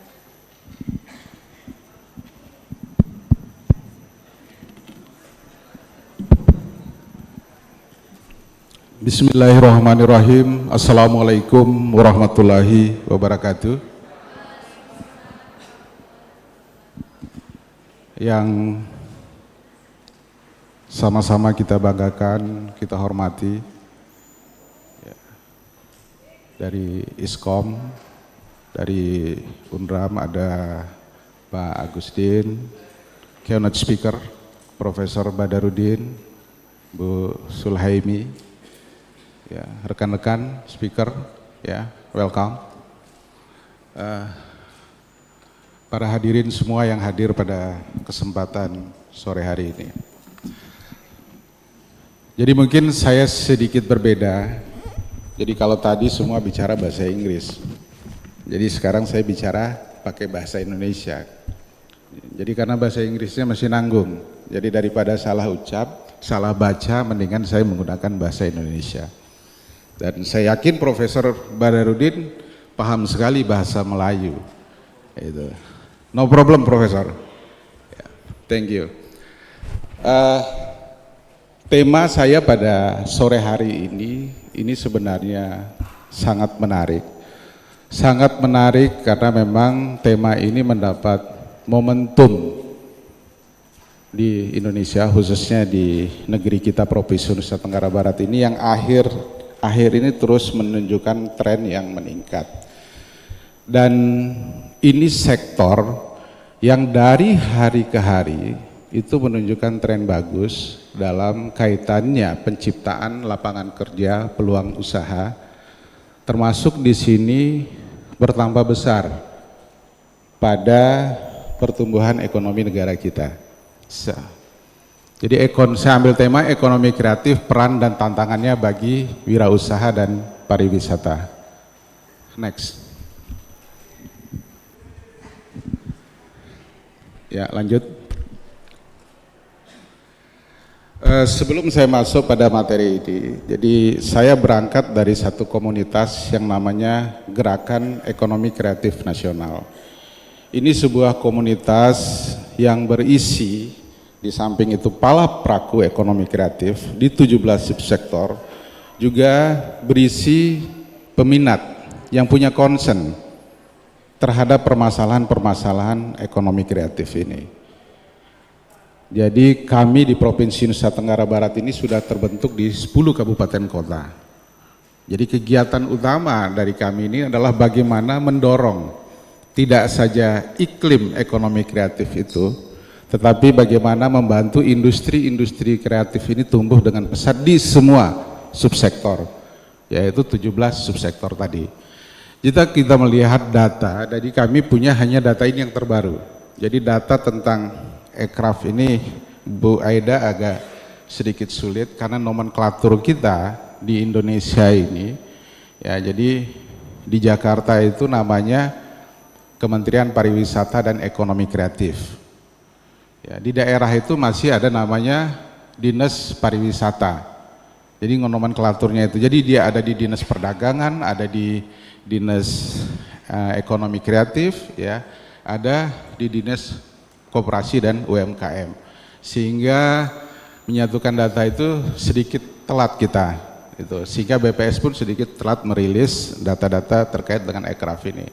Jadi kalau kita melihat pertumbuhan ekonomi kreatif pada tahun 2021 itu menyumbang 4,5%, ya itu dari PDB. Jadi menurut Bang Sandi, sektor industri kreatif ini mempekerjakan itu hampir 24 juta orang pada tahun 2022. Ini sangat fantastik. Jika melihat pertumbuhan ekonomi kreatif pada tahun sebelumnya, yaitu tahun 2017 dan 2016 itu masih di angka 16,4 juta. Artinya apa? Saya ingin mengatakan ini salah satu ekonomi kreatif ini adalah bagian yang sekarang sedang diminati, sedang digandrungi oleh banyak kalangan, khususnya kalangan milenial. Ya, di mana kalangan milenial ini, ya generasi kita yang baru, yang saya sebut sebagai potensi wirausaha baru ini, memiliki kemampuan untuk mengakses, ya. Jadi instrumen ekonomi kreatif itu. Nah ini next. Ya, tadi ekonomi kreatif telah menjadi pilihan paling cepat dan tepat dalam membuka lapangan kerja melalui penciptaan wirausaha baru. Tadi di satu kegiatan ini saja ketika saya masuk tadi, di depan saya sudah menemukan yang ada nampak itu adalah aktivitas kuliner. Ada snack-snack yang dijajakan di depan, itu maknanya apa? Itu sektor ekonomi kreatif. Saya masuk tadi ada seni pertunjukan. Ketika pembukaan acara, ada tarian kembang sembah, ada presean. Ya, ini salah satu bagian dari ekonomi kreatif itu, seni pertunjukan. Tetapi bagaimana nanti sektor-sektor ini saja tidak sebatas dia menjadi seni pertunjukan yang ditonton, tapi bagaimana dia menjadi atau memberi nilai tambah kepada pelaku ekonomi kreatif itu sendiri. Yang awalnya presean ini mungkin hanya sebuah tradisi yang ada di masyarakat Sasak, tetapi besok sudah punya nilai tambah secara ekonomi. Jadi dikemas dengan berbagai kemampuan kawan-kawan sektor ekonomi kreatif ini, khususnya di di digital, ya, konten-konten, ya. Jadi apa yang terjadi sebenarnya tadi bisa menjadi spot yang menarik yang bisa kita promosikan. Jadi bukan sebatas ini hanya seni pertunjukan yang ditampilkan sewaktu-waktu yang sifatnya seremonial, tetapi bisa memberi nilai tambah kepada kita. Ya, lanjut. Nah, dari sisi negara itu sudah mewadahinya dalam produk peraturan perundang-undangan. Jadi ini sebuah dasar hukum. Jadi determinasi kebijakan sektor aircraft ini sudah memiliki payung hukum. Jadi Undang-Undang Nomor 24 Tahun 2019 tentang ekonomi kreatif. Undang-undang ini telah berlaku ya, dan luar biasanya lagi beberapa waktu yang lalu sudah ditetapkan itu Hari Ekonomi Kreatif dan diambil itu pada tanggal 24 Oktober sebagai Hari Ekonomi Kreatif, dan itu sudah ditetapkan oleh Presiden melalui peraturan pemerintah. Artinya keberpihakan. Jadi kalau kita mendesain sebuah kebijakan, program yang berangkat dari pemerintah dan sebagainya, dengan adanya undang-undang ini satu dasar hukum ya yang bisa kita perjuangkan mulai dari pusat sampai ke daerah. Di Provinsi Nusa Tenggara Barat sendiri pun sektor ekonomi kreatif ini sudah ada perdanya, perda tentang ekonomi kreatif.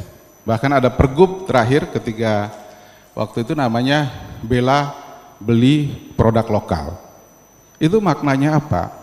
Maknanya instrumen kebijakan, khususnya produk hukum dari sisi kebijakan publik ini sudah terpenuhi. Tinggal bagaimana kita, jadi tidak hanya pemerintah, tetapi para pelaku aircraft, ya asosiasi-asosiasi, ya atau masyarakat sipil yang konsen terhadap sektor ekonomi kreatif ini, ya. Jadi kita sama-sama bergerak. Next. Ya. Apa itu ekonomi kreatif? Saya pikir mungkin kita semua sudah paham, dan di banyak literatur banyak sekali definisi-definisi dari ekonomi kreatif itu. Tetapi kami dari G-Craft itu memahami ekonomi kreatif itu secara sederhana. Jadi di kami itu semacam ada sebuah model. Model itu adalah penyederhanaan dari sebuah realita. Contoh misalnya kami punya istilah itu yang namanya ya gercep, geber, sama gaspol. Gercep ini gerak cepat, geber itu gerak bersama, gaspol itu gunakan semua potensi online. Ya. Jadi ini kami kerja di gerakan ekonomi kreatif itu. Kenapa ekonomi kreatif itu perlu cepat? Ya, karena dia mudah tergantikan, dia cepat. Ya. Dan kita juga menggerakkannya cepat. Gitu. Dan juga kita melakukan perubahan-perubahan ya terhadap, katakan kita punya satu contoh konten. Ya, kita dorong misalnya. Ini mudah dirubah dan sangat cepat. Jadi faktor pendorong dari ekonomi kreatif itu adalah informasi dan komunikasi yang cepat. Ya. Selanjutnya,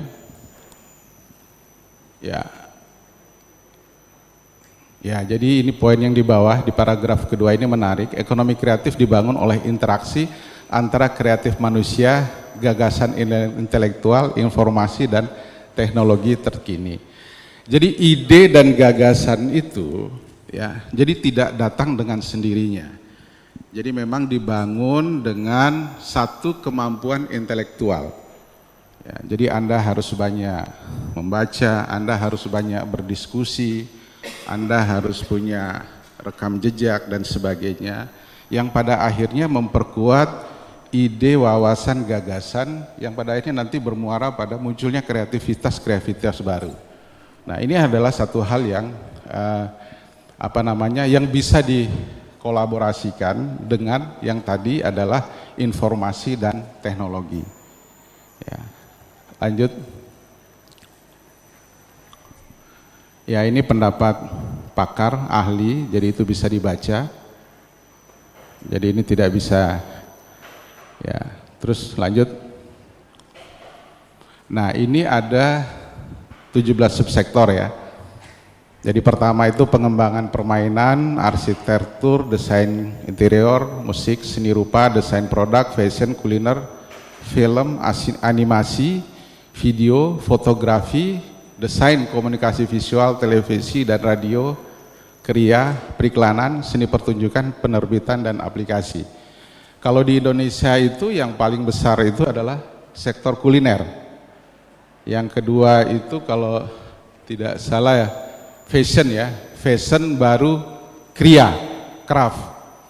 Tetapi kalau di Provinsi Nusa Tenggara Barat yang terbesar itu adalah kuliner, kedua itu kriya, dan ketiga itu baru fashion. Sedangkan yang lain sedang tumbuh dan berkembang. Kalau saya melihat ada yang menarik di kita di NTB ini adalah sektor aplikasi dan gamer juga ini mulai tumbuh. Jadi hampir anak-anak muda Gen Z, ya Gen X maupun termasuk generasi milenial ya sudah menunjuki sektor-sektor ini. Karena memang ada asosiasinya juga. Ya. Jadi sangat membantu adanya komunitas-komunitas di 17 subsektor ini. Jadi kalau kita melihat arsitektur ini punya asosiasi. Asosiasi yang mewadahi sehingga mengkomunikasikan, artinya mengkolaborasikan 17 subsektor ini menjadi satu kesatuan, itu sangat memungkinkan. Karena salah satu ciri dari ekonomi kreatif itu adalah kolaborasi. Ya, tadi gerak bersama itu, geber. Tidak mungkin kita bisa sukses di ekraf itu kalau kita tidak lakukan kolaborasi. Pengalaman kami di Gerakan Ekonomi Kreatif Nasional, jadi kami mendesain semua kegiatan-kegiatan ekraf itu nyaris kami tidak pernah bekerja sendiri. Kami gandeng mitra pihak-pihak yang memang punya satu tujuan dengan kita untuk memajukan ekonomi kreatif yang ada di Provinsi Nusa Tenggara Barat khususnya. Lanjut. Nah, ini tantangan pelaku ekonomi kreatif. Jadi ekonomi kreatif ini enak didiskusikan, mudah diucapkan, tetapi dalam tataran implementasi ini tidak mudah. Ya, jadi kalau kita melihat itu, ini mengenal potensi diri. Jadi kalau kita salah mengenali potensi diri, jangan harap kita akan bisa sukses.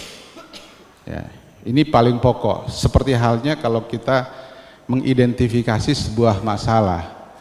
Kalau kita salah mengidentifikasi sebuah masalah, maka jangan berharap kita akan pernah bisa memecahkan masalah tersebut. Nah, itu kuncinya. Lalu melahirkan ide-ide kreatif ini juga tidak mudah. Yang saya katakan tadi, ya Anda harus banyak membaca, Anda harus banyak berdiskusi, ada rekam jejak, ada pengalaman di situ, yang pada akhirnya mengantarkan Anda mampu melahirkan ide-ide kreatif. Ya, sekali lagi, ya. Para mahasiswa yang hadir di sini ya, dengan berbagai latar belakang ya, tentu ilmu di luaran sana itu jauh lebih banyak Anda dapatkan dibanding di kampus. Benar nggak seperti itu? Ya. Di kampus mungkin kita terbatas oleh waktu, ada SKS mata kuliah kita yang membatasi, tetapi di luaran sana Anda bisa dapat dari majalah, dari koran, ya media online, ya dari jurnal-jurnal yang banyak tersebar di internetnya. Itu adalah ilmu semua. Jadi sangat-sangat mudah sekali kita mau menguasai apa yang kita inginkan tersebut. Nah tadi melahirkan industri berbasis hasil riset. Jadi ini juga sering kita lewatkan, terutama bagi kita para pengusaha-pengusaha lokal. Jadi cenderung kita ini melihat bahwa oh itu usaha sektor industri kreatif yang di sini sukses. Coba kita usaha seperti itu. Tapi seringkali kita mengabaikan hasil-hasil riset yang dilakukan para akademisi kampus-kampus ya. Itu diambil hasil-hasil risetnya itu. Ya, diaplikasikan. Saya yakin kita sering mengabaikan ini, melahirkan industri berbasis riset. Ini kendala kita, sehingga banyak sekali pengusaha-pengusaha lokal itu ya, gagal sebelum meraih sukses. Karena tadi tidak berangkat dari riset. Apapun itu. Ya. Kemudian kolaborasi. Nah tadi sudah saya sampaikan, ekonomi kreatif itu mimpi akan sukses manakala tidak ada kolaborasi. Dalam ruangan ini aja saya lihat di sini ada sektor desain grafis. Ya, jadi ini dicetak, yang desain ini butuh desain grafis. Ya, ada teknik cetak, digital printing. Di sini audio visual, ada video. Untuk menghasilkan video ini butuh desain grafis. Ya, ada videografi, ada fotografi. Tadi banyak sekali fotografer berterbaran di sini untuk mendesain sebuah acara ini. Itu yang saya katakan tadi kolaborasi. Belum lagi yang di luaran sana.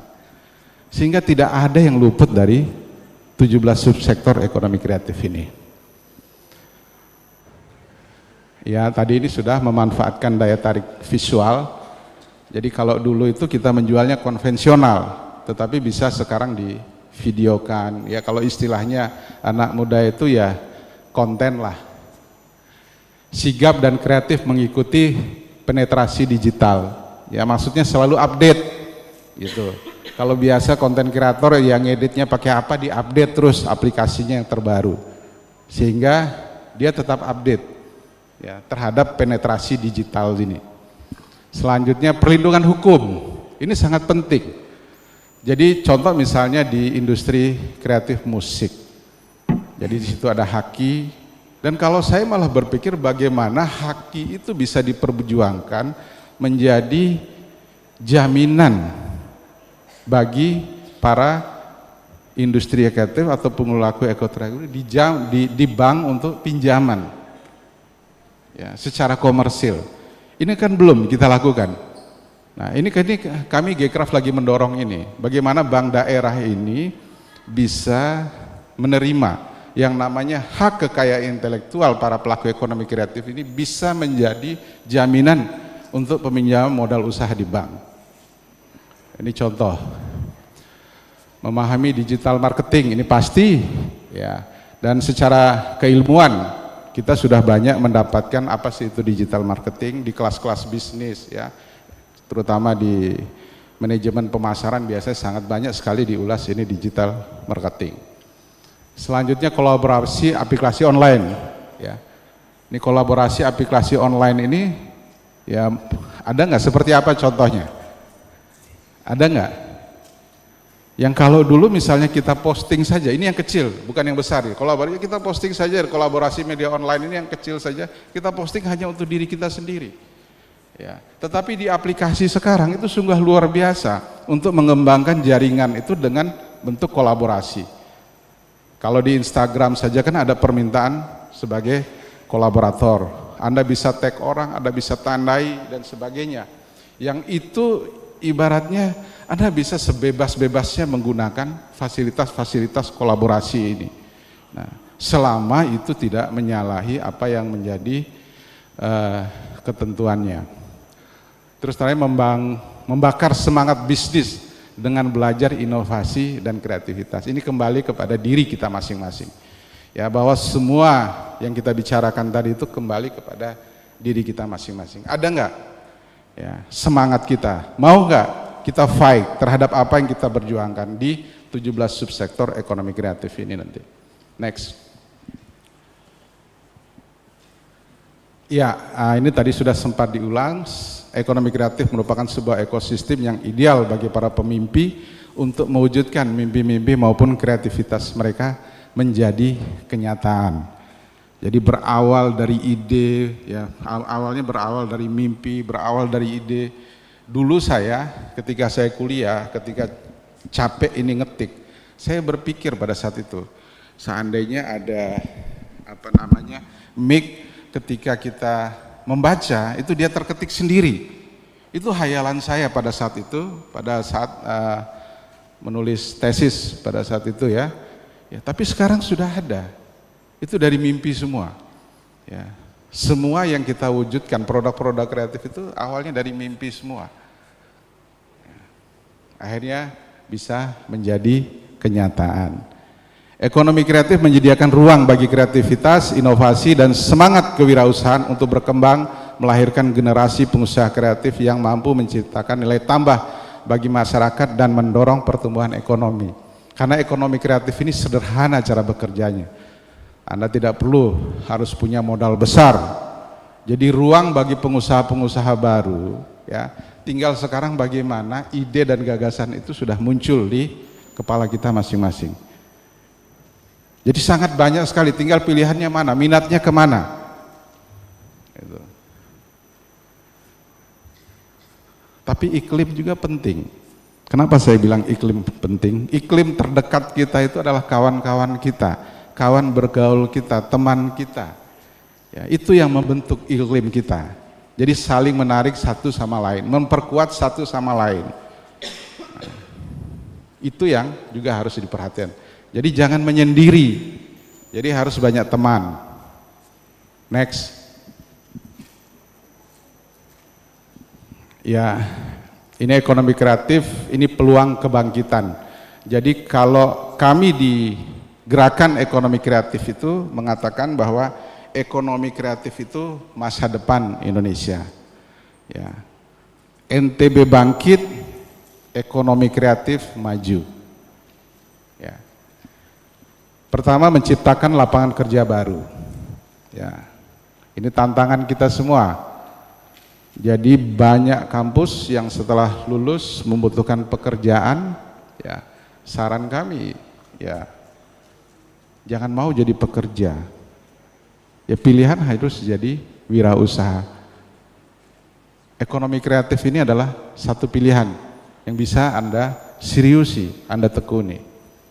Membuat masyarakat menjadi lebih kreatif, pasti karena kita diajar untuk berpikir terus. Ya, kita ditawarkan ide-ide terus. Gitu. Selama ini kan kita hanya melihat bahwa yang namanya kreativitas, inovasi itu hanya ada di perusahaan-perusahaan besar. Ya, Suzuki apa ya, punya tagline itu, ya inovasi tiada henti.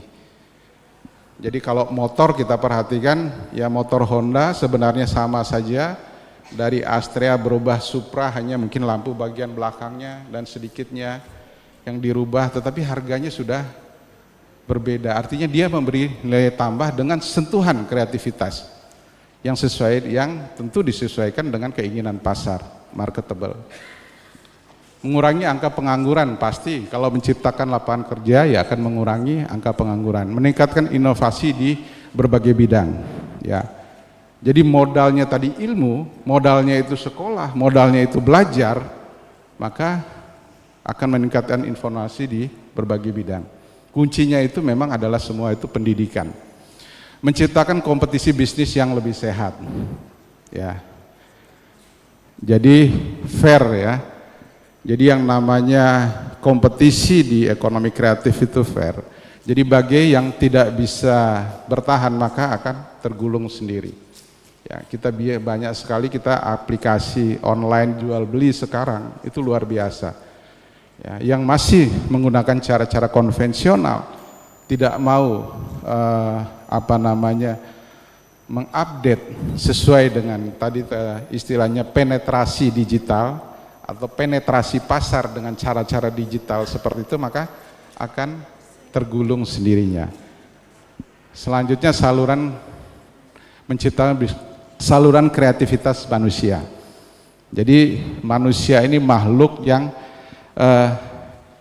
dia harus mengeluarkan apa yang menjadi ide gagasan itu, jangan disimpan. Kalau disimpan itu bisa sakit. Ya. Jadi keluarkan semua apa yang menjadi ide dan gagasan kita itu, dieksplor, ditunjukkan.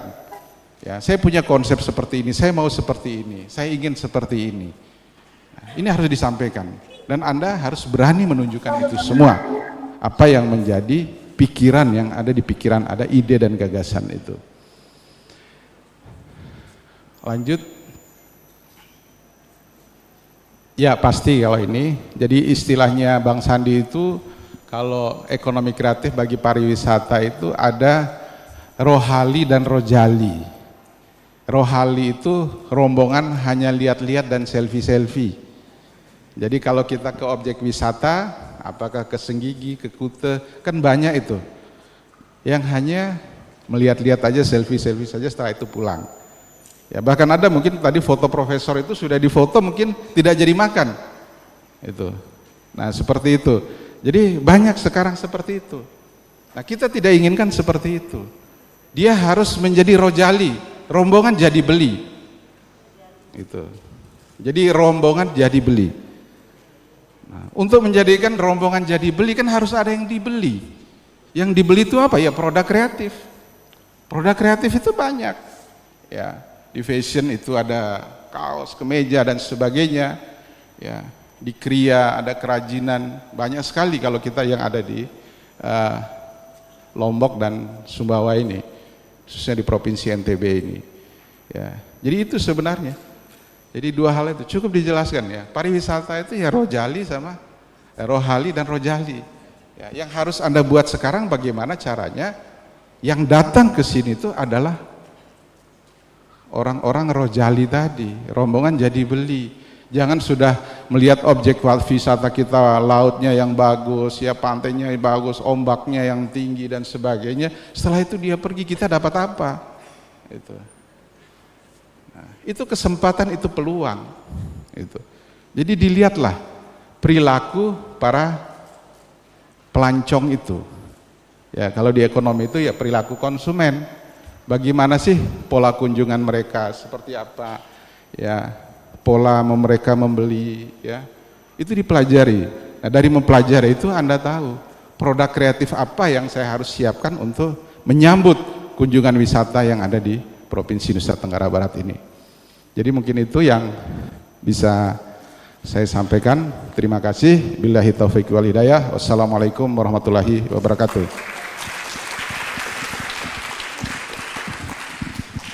Thank you, Pak Yeyen.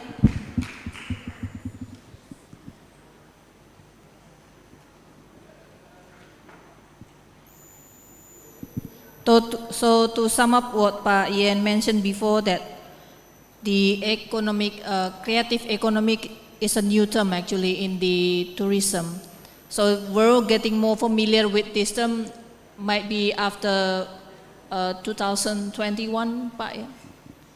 And then we know that the creative economy has 17 subsectors, including culinary, fashion, craft, games, etc. And also we know that this economic creative has contributed to our GDP for about 4.5% and create more job opportunity for us. So give a round of applause for Pak Yeyen once again. And now we move to the second speakers. Mr. Andrew Sinclair is the Managing Director of Geotrash Management Pty Ltd. Please, Andrew. Thank you, Buada. Selamat siang. I've got that right. Yeah. My name is Andrew Sinclair. I'm the Director of Geotrash Management. I'm not sure if we got a slide. We got a PowerPoint presentation. Oh, good. Yeah. Thank you. GTM. My passion is conservation, environmental conservation, as well as engineering. Thank you. And I guess you could say there's a bit of entrepreneurialism in there as well. Yeah. So mixing all those passions together. Slide, please. We get, next slide. You get environmental management, sustainable management machinery. So this is a pyrolysis machine that's based in Gurung. Here in Lombok. Have any of you guys seen this machine? Anyone want to put their hand up?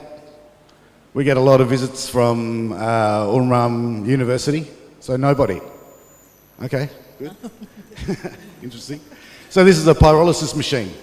So what does this machine do? This machine takes mixed plastic waste like this and it converts it into oil.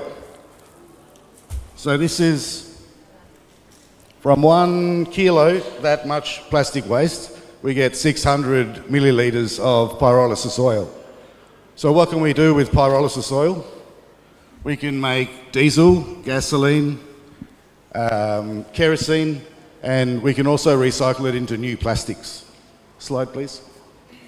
So we've been working in Lombok for the last 6 years now, building a company, and our company purpose is to provide technology to communities which are environmentally sustainable solutions which align with European standards.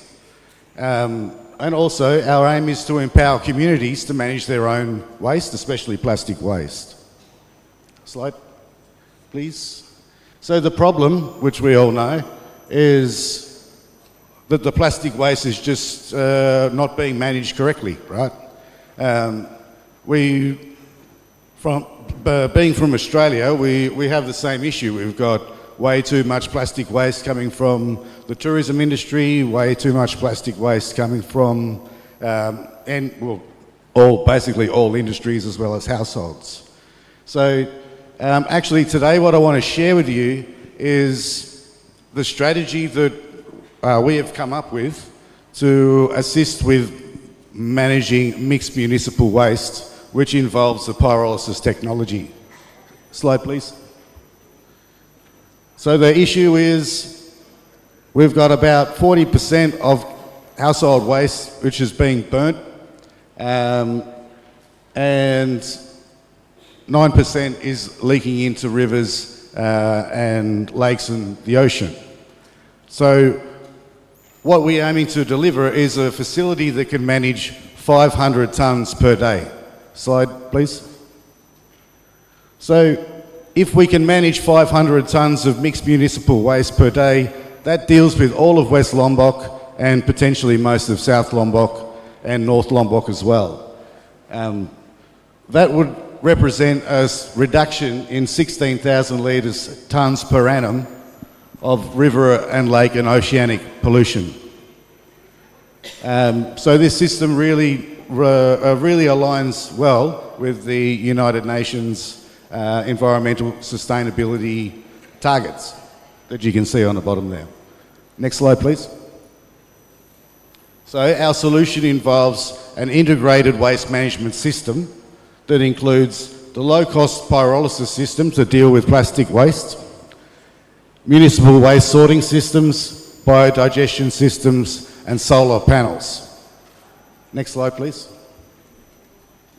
We're working very closely with the Australian government, the CSIRO, and also BRIN and BREEDA.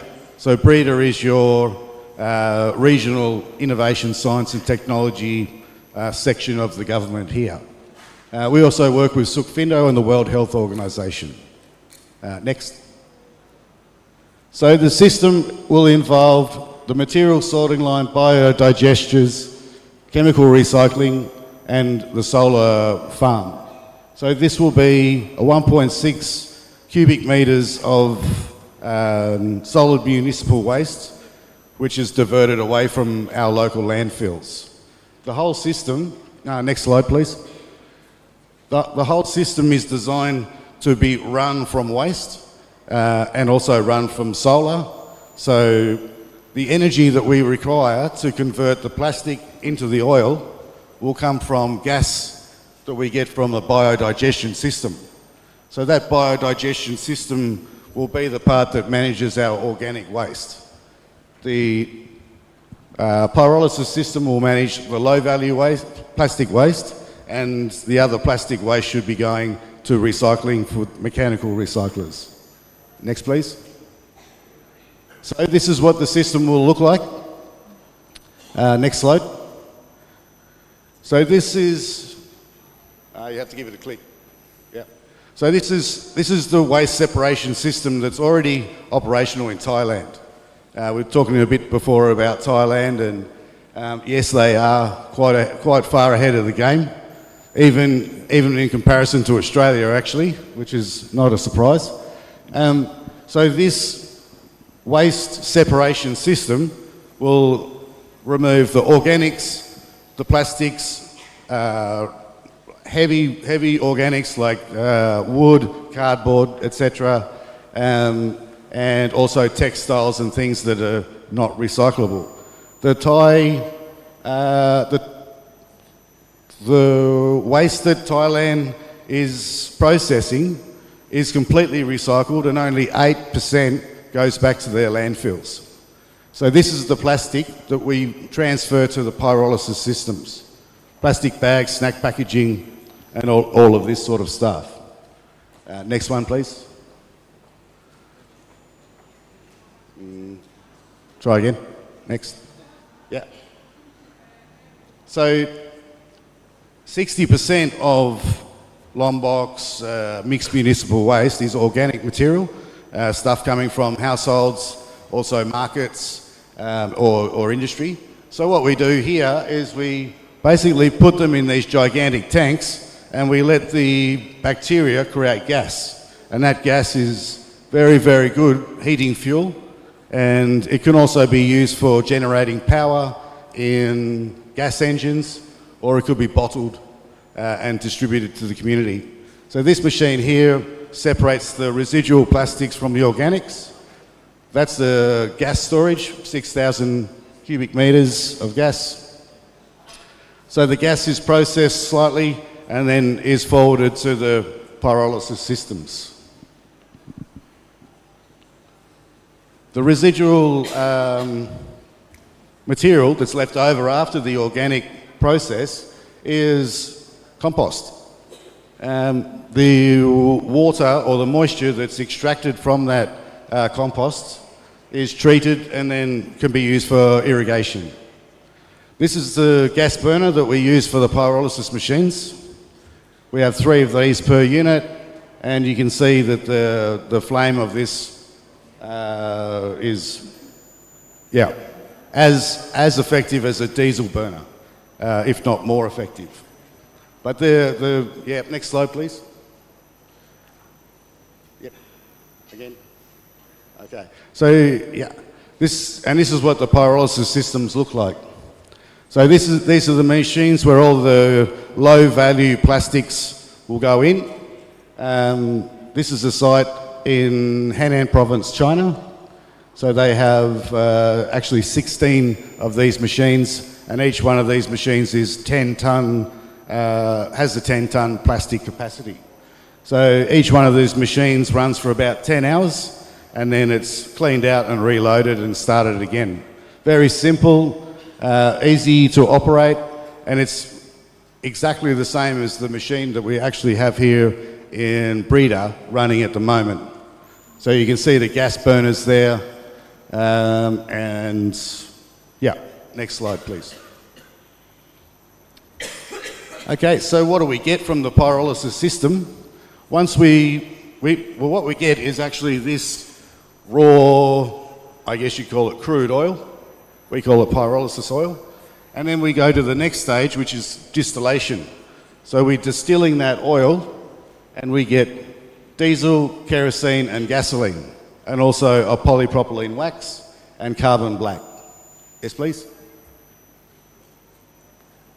So the benefit of actually producing fuels from plastic is more about this, or is equally about CO2 reduction as it is about waste management.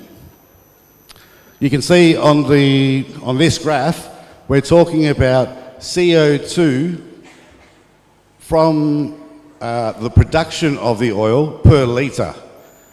So how much CO2 does 1 litre of diesel actually produce from when you produce diesel? So you can see the green one on the bottom, 7 litres of CO2 is produced from B20 diesel that's sold in Indonesia. The blue one in the middle is your standard diesel, which is probably imported from overseas, but that's just over 3 litres of CO2 per litre. What we're producing in Gurung at the moment is a little over 2 litres per litre. Our project that we want to start with the biogas and the solar integration will allow us to produce fuel which is only 1 litre of CO2 per litre. So that's a really big impact on Indonesia's CO2 metrics and their targets that they have via the Paris Agreement for reduction in CO2 output. Next slide, please. Yep, so we work closely with Sukfindo and we've been testing the diesel. We've got a very low sulfur content, which is also beneficial for environmental impact, high high cetane index and calorific value.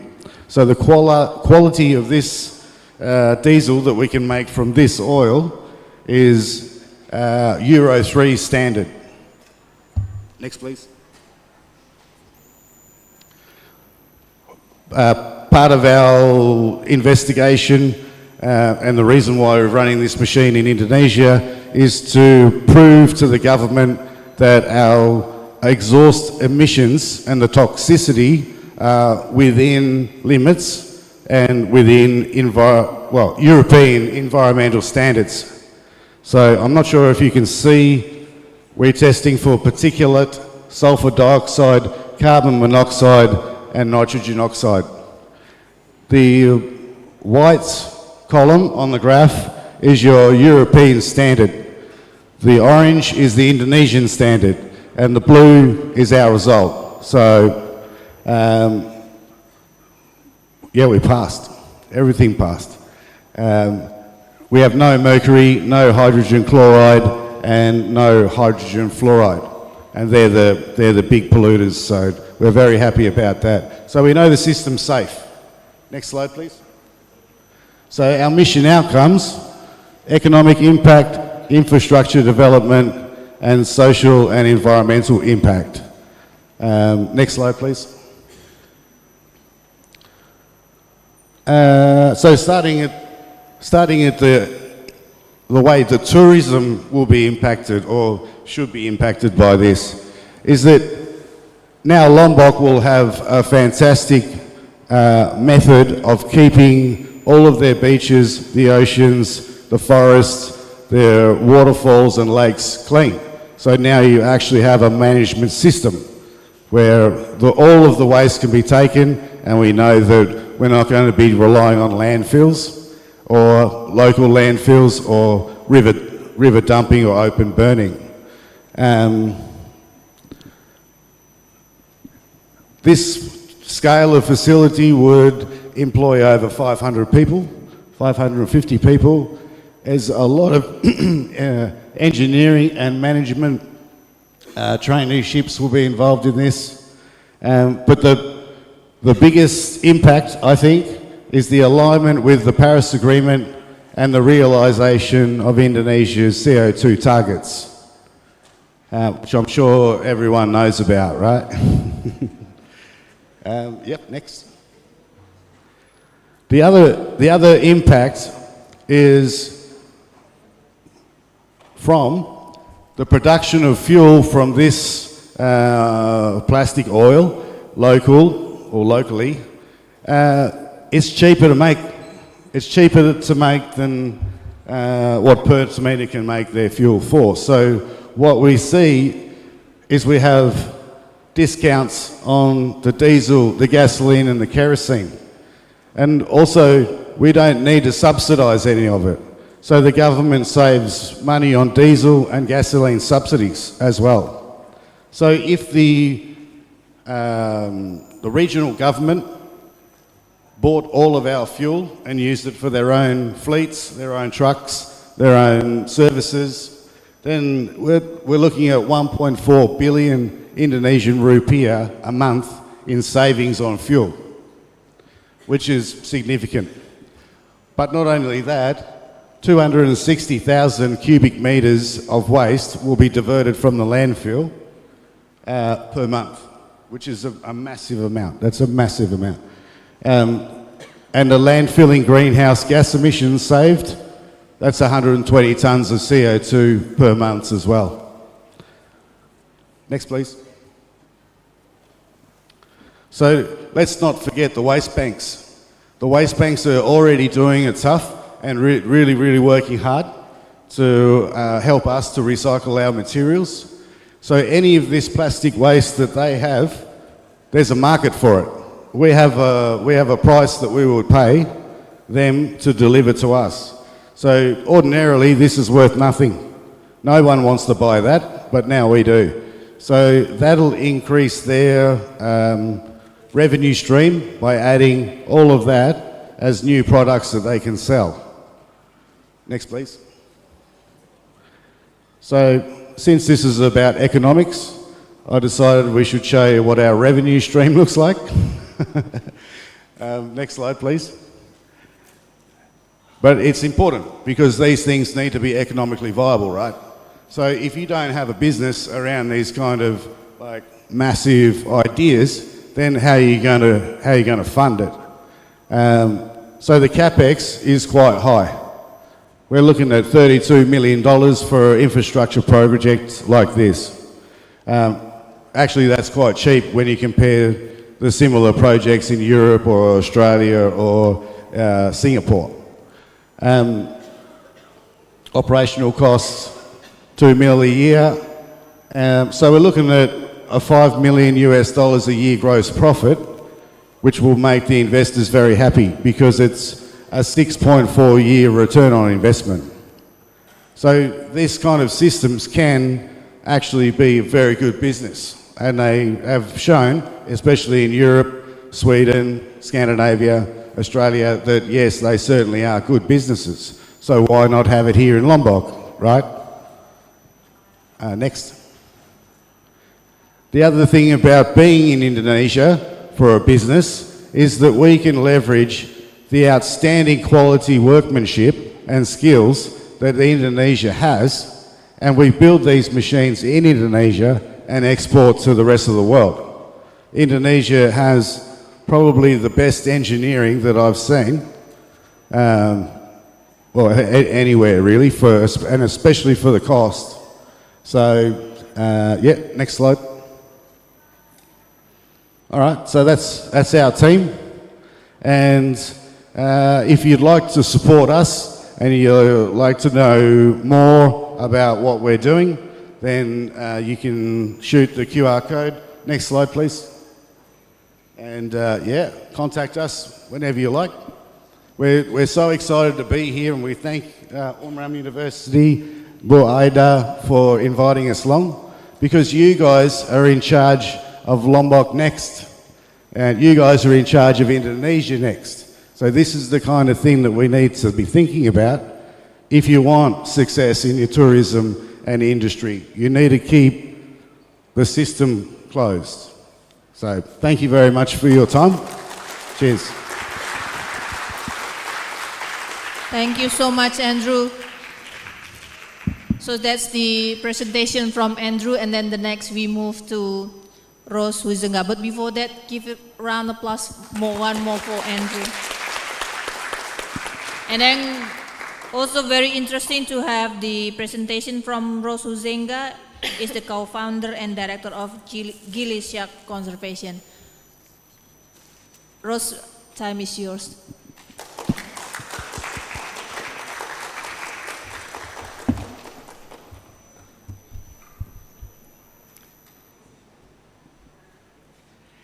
If you would have told me 10 years ago that I would be standing here today, I would have laughed at you.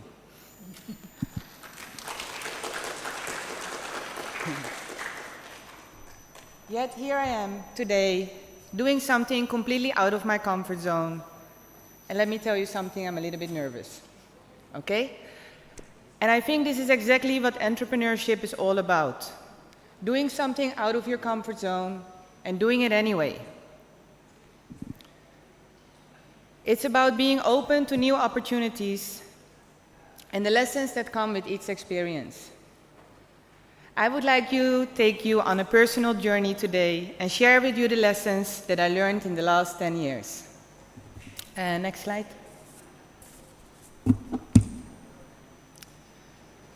2013, long time ago.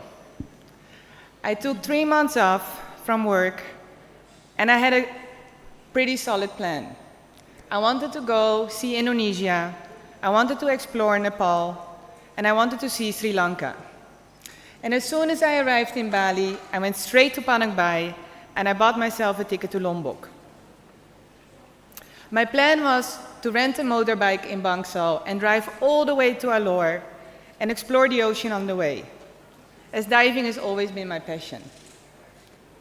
The friendly guy at the ticket office explained to me that the boat would make 3 stops. The first one was in Gili Trawangan, the second one was in Gili Air, and the last one would be in Lombok. I never made it to Lombok. On the boat, I met this funny Italian girl, and she invited me to come with her to Gili Tea, which I did. But after 2 days of partying, I was done. I was on a mission, I wanted to go to Lombok. But she invited me to come on another trip with her. She said, just 2 more days. Let's go to Gili Air. I heard it's beautiful. And then something really strange happened, which I was sharing with you before. I arrived on an island where I've never been before, and I felt like coming home. I still didn't go to Lombok. I was planning to stay for 2 days, but those 2 days became 2 weeks, and it became 2 months. And now I've been there for the last 10 years. Next slide.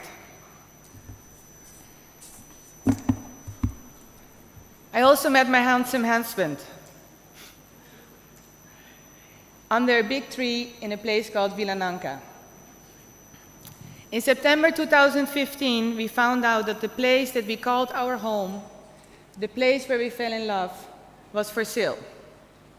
We looked at each other and said, how amazing would it be if we could buy this place?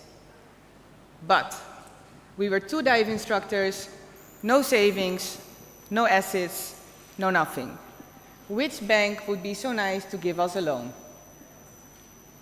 First rule in life, if you never go after what you want, you will never get it. We went from actively dreaming about this place to making plans, and within 3 months, we found the money to buy this place. Oh.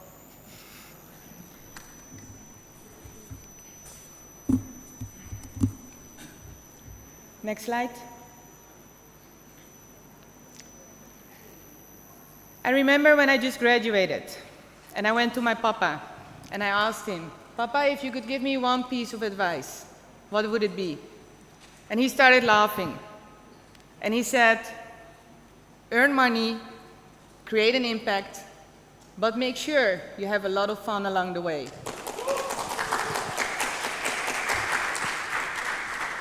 But remember, all 3 are equally important.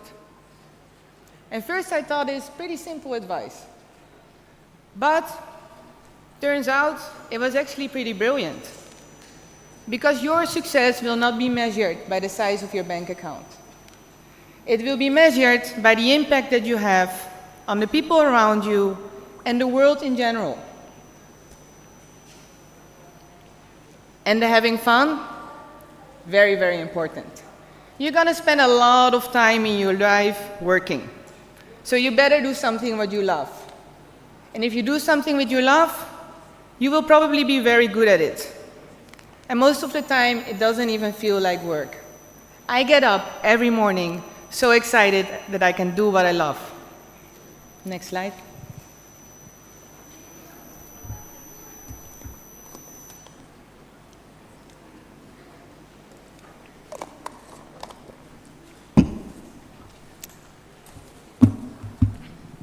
So it was clear. We didn't only want to own this hotel and make money. We wanted to buy this place and make an impact and give back to the ocean. To do this, we created a unique holiday package in which we are teaching people how to do citizen science and how to be petty scientific divers. We called it Gili Shark Conservation. And with these funds from these packages, we hired 2 marine biologists, and we started studying the sharks in the Gili Mataram Marine Reserve. Gili Shark Conservation allowed us to combine business with making a real impact and creating a meaningful experience to our guests. So the people who are booking this package, we train them in the first week to be scientific divers so that afterwards they can join the research team and help them with collecting the data. When our research projects were getting bigger, I was very proud. And at the same time, I was getting pretty nervous because I'm not a marine scientist. And I was thinking, Would people listen to what I have to say? And would my passion for the ocean be enough to earn the respect? Next slide.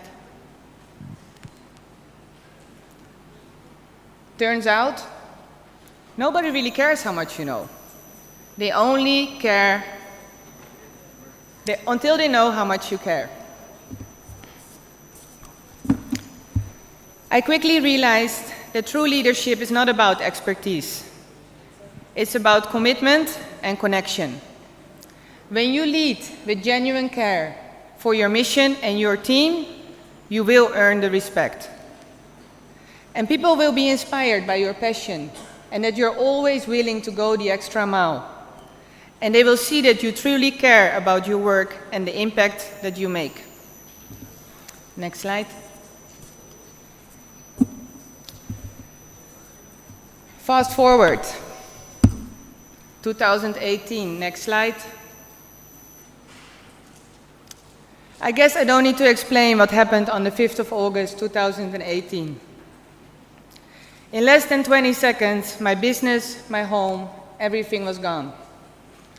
Most of our friends, they left the island, but we decided to stay. After all, where would we go? Gilead was our home, and we couldn't just leave it behind. Besides having a dream of becoming an entrepreneur, I had another dream, which was becoming a mother. And I always had this vision in my life that I wanted to create this home full of love and a financial stable situation for my children. And here I was. No house, no money, no business, and pregnant. We lived in the field next to Vilananka for 3 months when I figured this out. What was I gonna do? Next slide.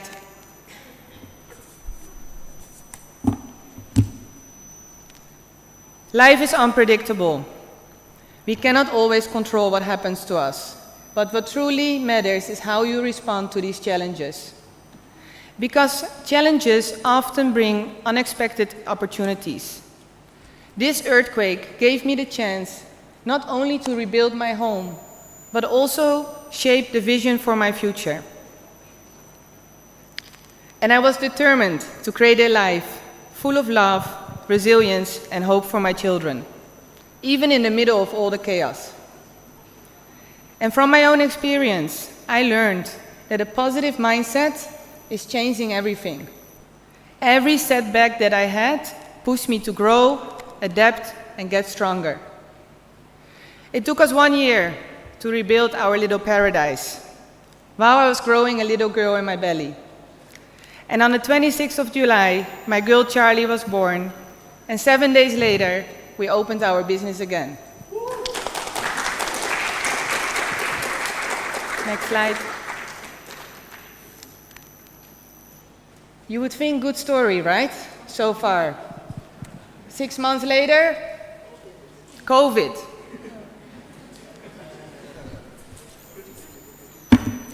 Close your business again for another 2 years. The business model that I had built, which I was so proud of, which was my hotel and the holiday package on one side, and my conservation work and the research on the other side, didn't make any sense anymore. Indonesia closed its borders, and my beautiful place was empty. And I was always so proud that I never had to ask anyone for any money, because I built a sustainable business model. Not anymore. I had to find a new way to keep things going. Next slide. And I came up with Coral Catch. Any one of you ever heard of this project? Let me tell you something. Next slide. On the 12th of February, 2021, my second girl was born, Lucy Jane. 5 days later, I got an invitation from the United Nations to apply for a small grant program. They call it small, but I think $80,000 quite a lot of money. I looked at the application and I quickly realized I didn't have a shot. In the end, what was I going to tell them? I had let go of my research team. I didn't go diving for a year because I was pregnant. I didn't even know if the structures that we placed in the ocean were still there.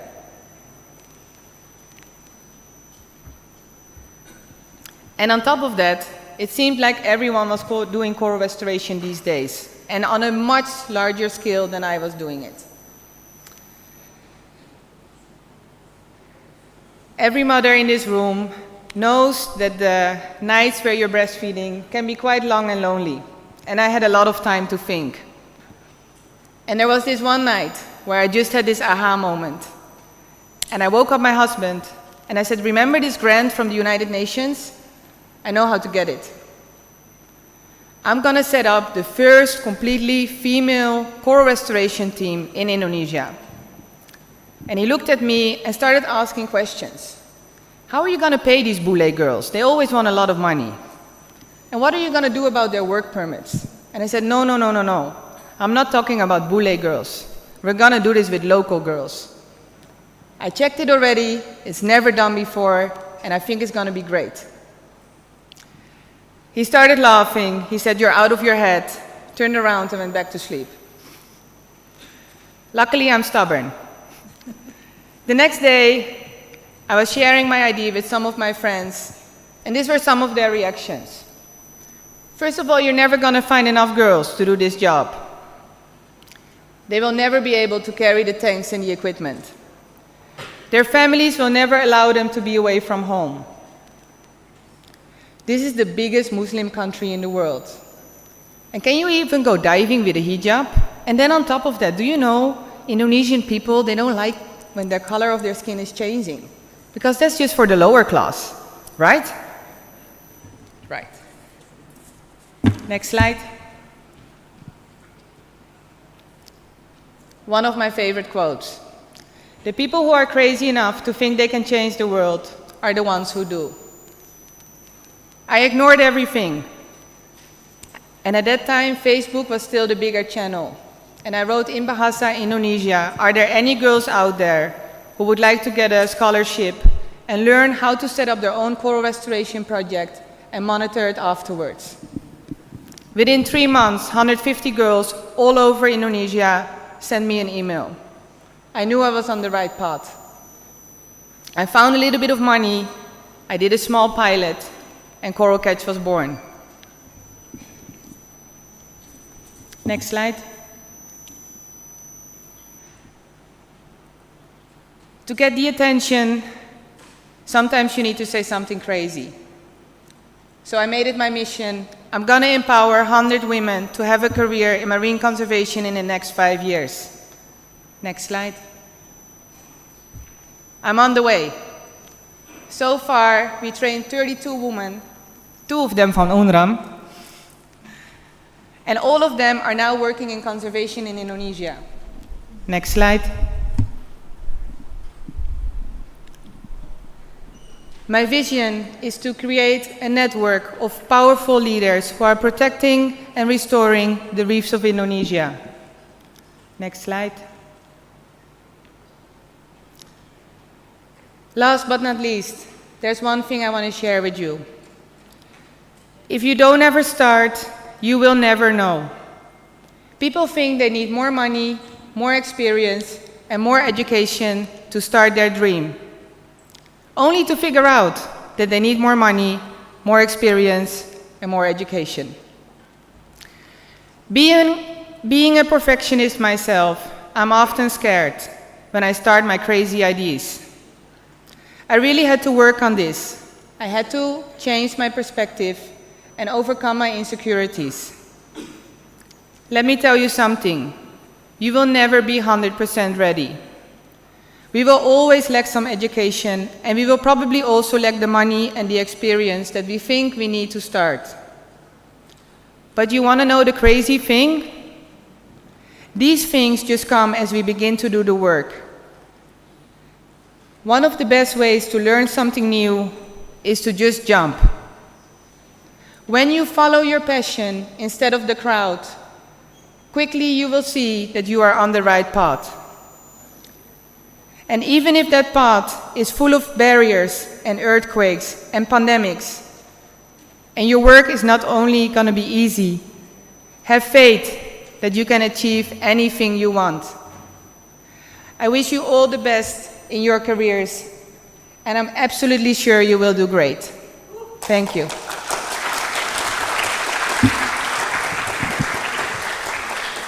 Thank you so much, Rose. Now we move to the Q&A. If anyone wants to ask question to Rose, to Andrew, or maybe to Pa Yeyen, please raise your hand and then the committee will give you the mic. One, any, two? Oh, okay. I'll divide it into two. One, two, and then just give them all. Yeah. 1, 2, 3, 4. Yes.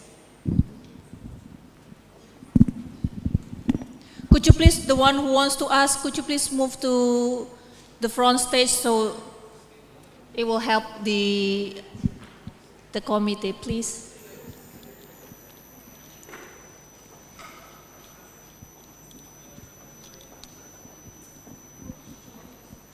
Yeah, thank you.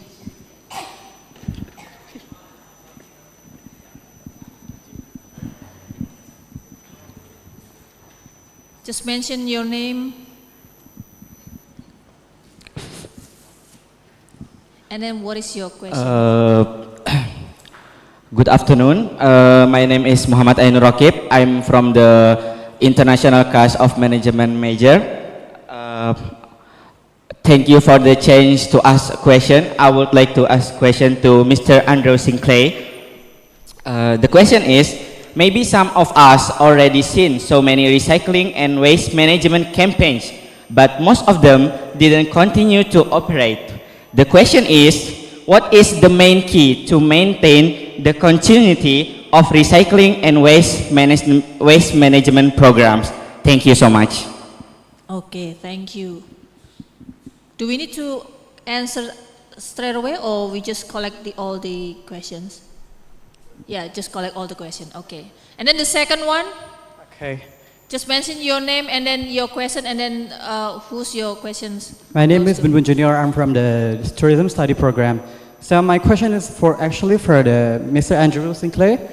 So basically, this is the first time for me to hearing such as a trash recycled, which is a plastic recycle that able to produce an oil. It is quite interesting itself. And I was wondering, is it just a plastic trash or can we just use another trash, or we can just like a rotten fruit and something like that? Maybe that's all, because it's quite interesting itself. Thank you very much. Thank you so much. And then the third questions, please.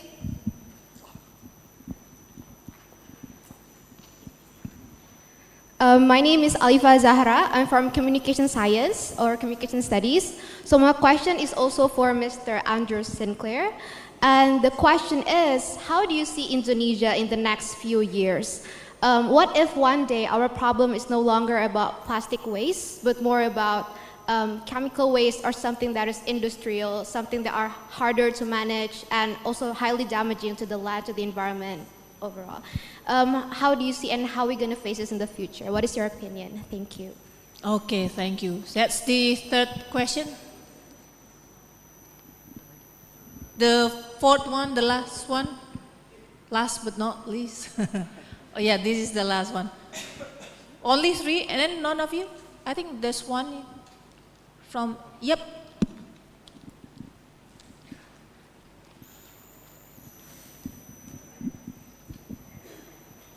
Okay.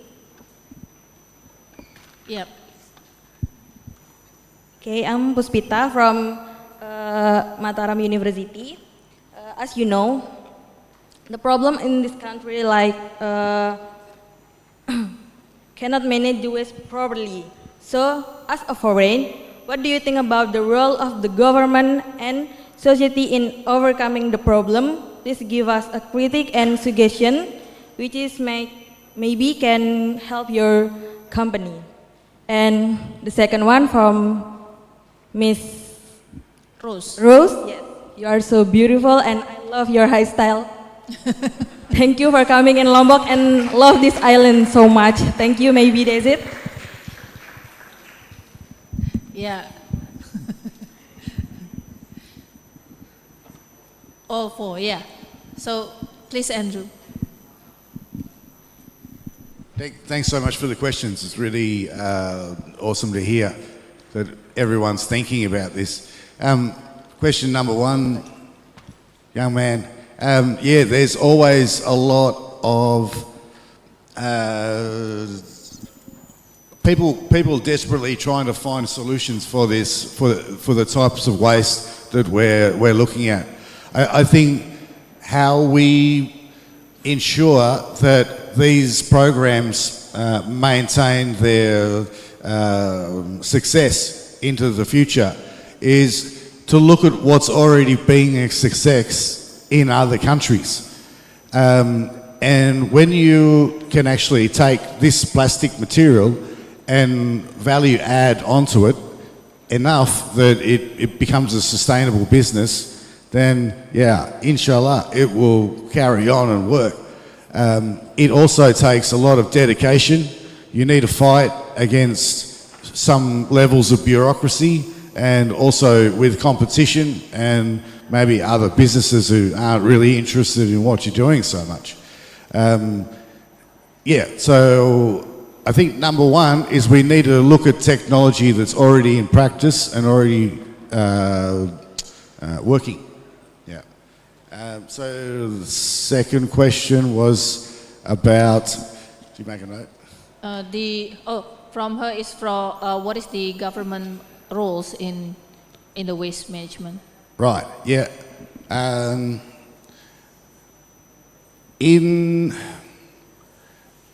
think the government of Indonesia, and I don't want to talk out of step here, but there is an idea that waste management needs to be privatised.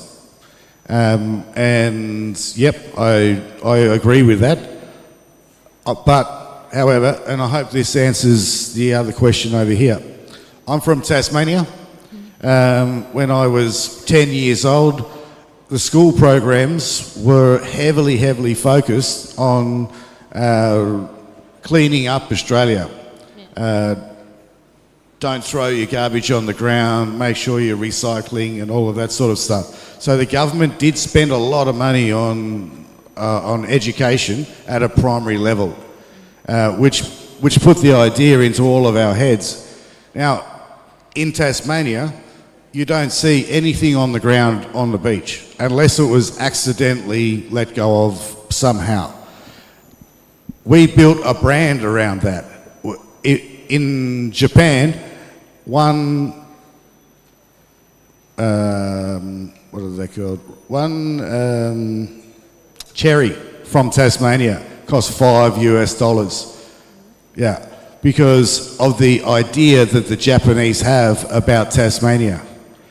And we generated that idea and that marketing campaign through our tourism, but also in our agriculture and our fisheries. So that's how this sort of care and waste management works through all other industries as well. The government definitely have to play a big role in this, but they need the assistance of international investment into this as well. I believe that. Yeah, so I hope that answered all four of those questions.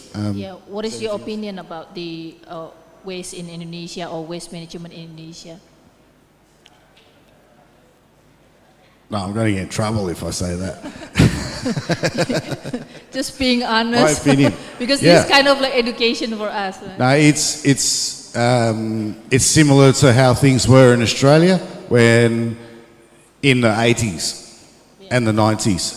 We all had incinerators in the backyard. We all burnt our waste.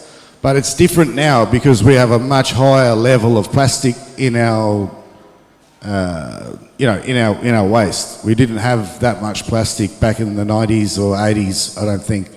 Yeah. Yeah. You don't want to be honest, but that's fine. So is there any questions that haven't answered by Andrew? All good? All good. Okay, now I will give you the second round for the question and Q&A. If there are any questions, please raise your hand and then move a bit to the front and then we will give you the mic. Any? No one? I'm the one who wants to ask some question. Oh yeah, please.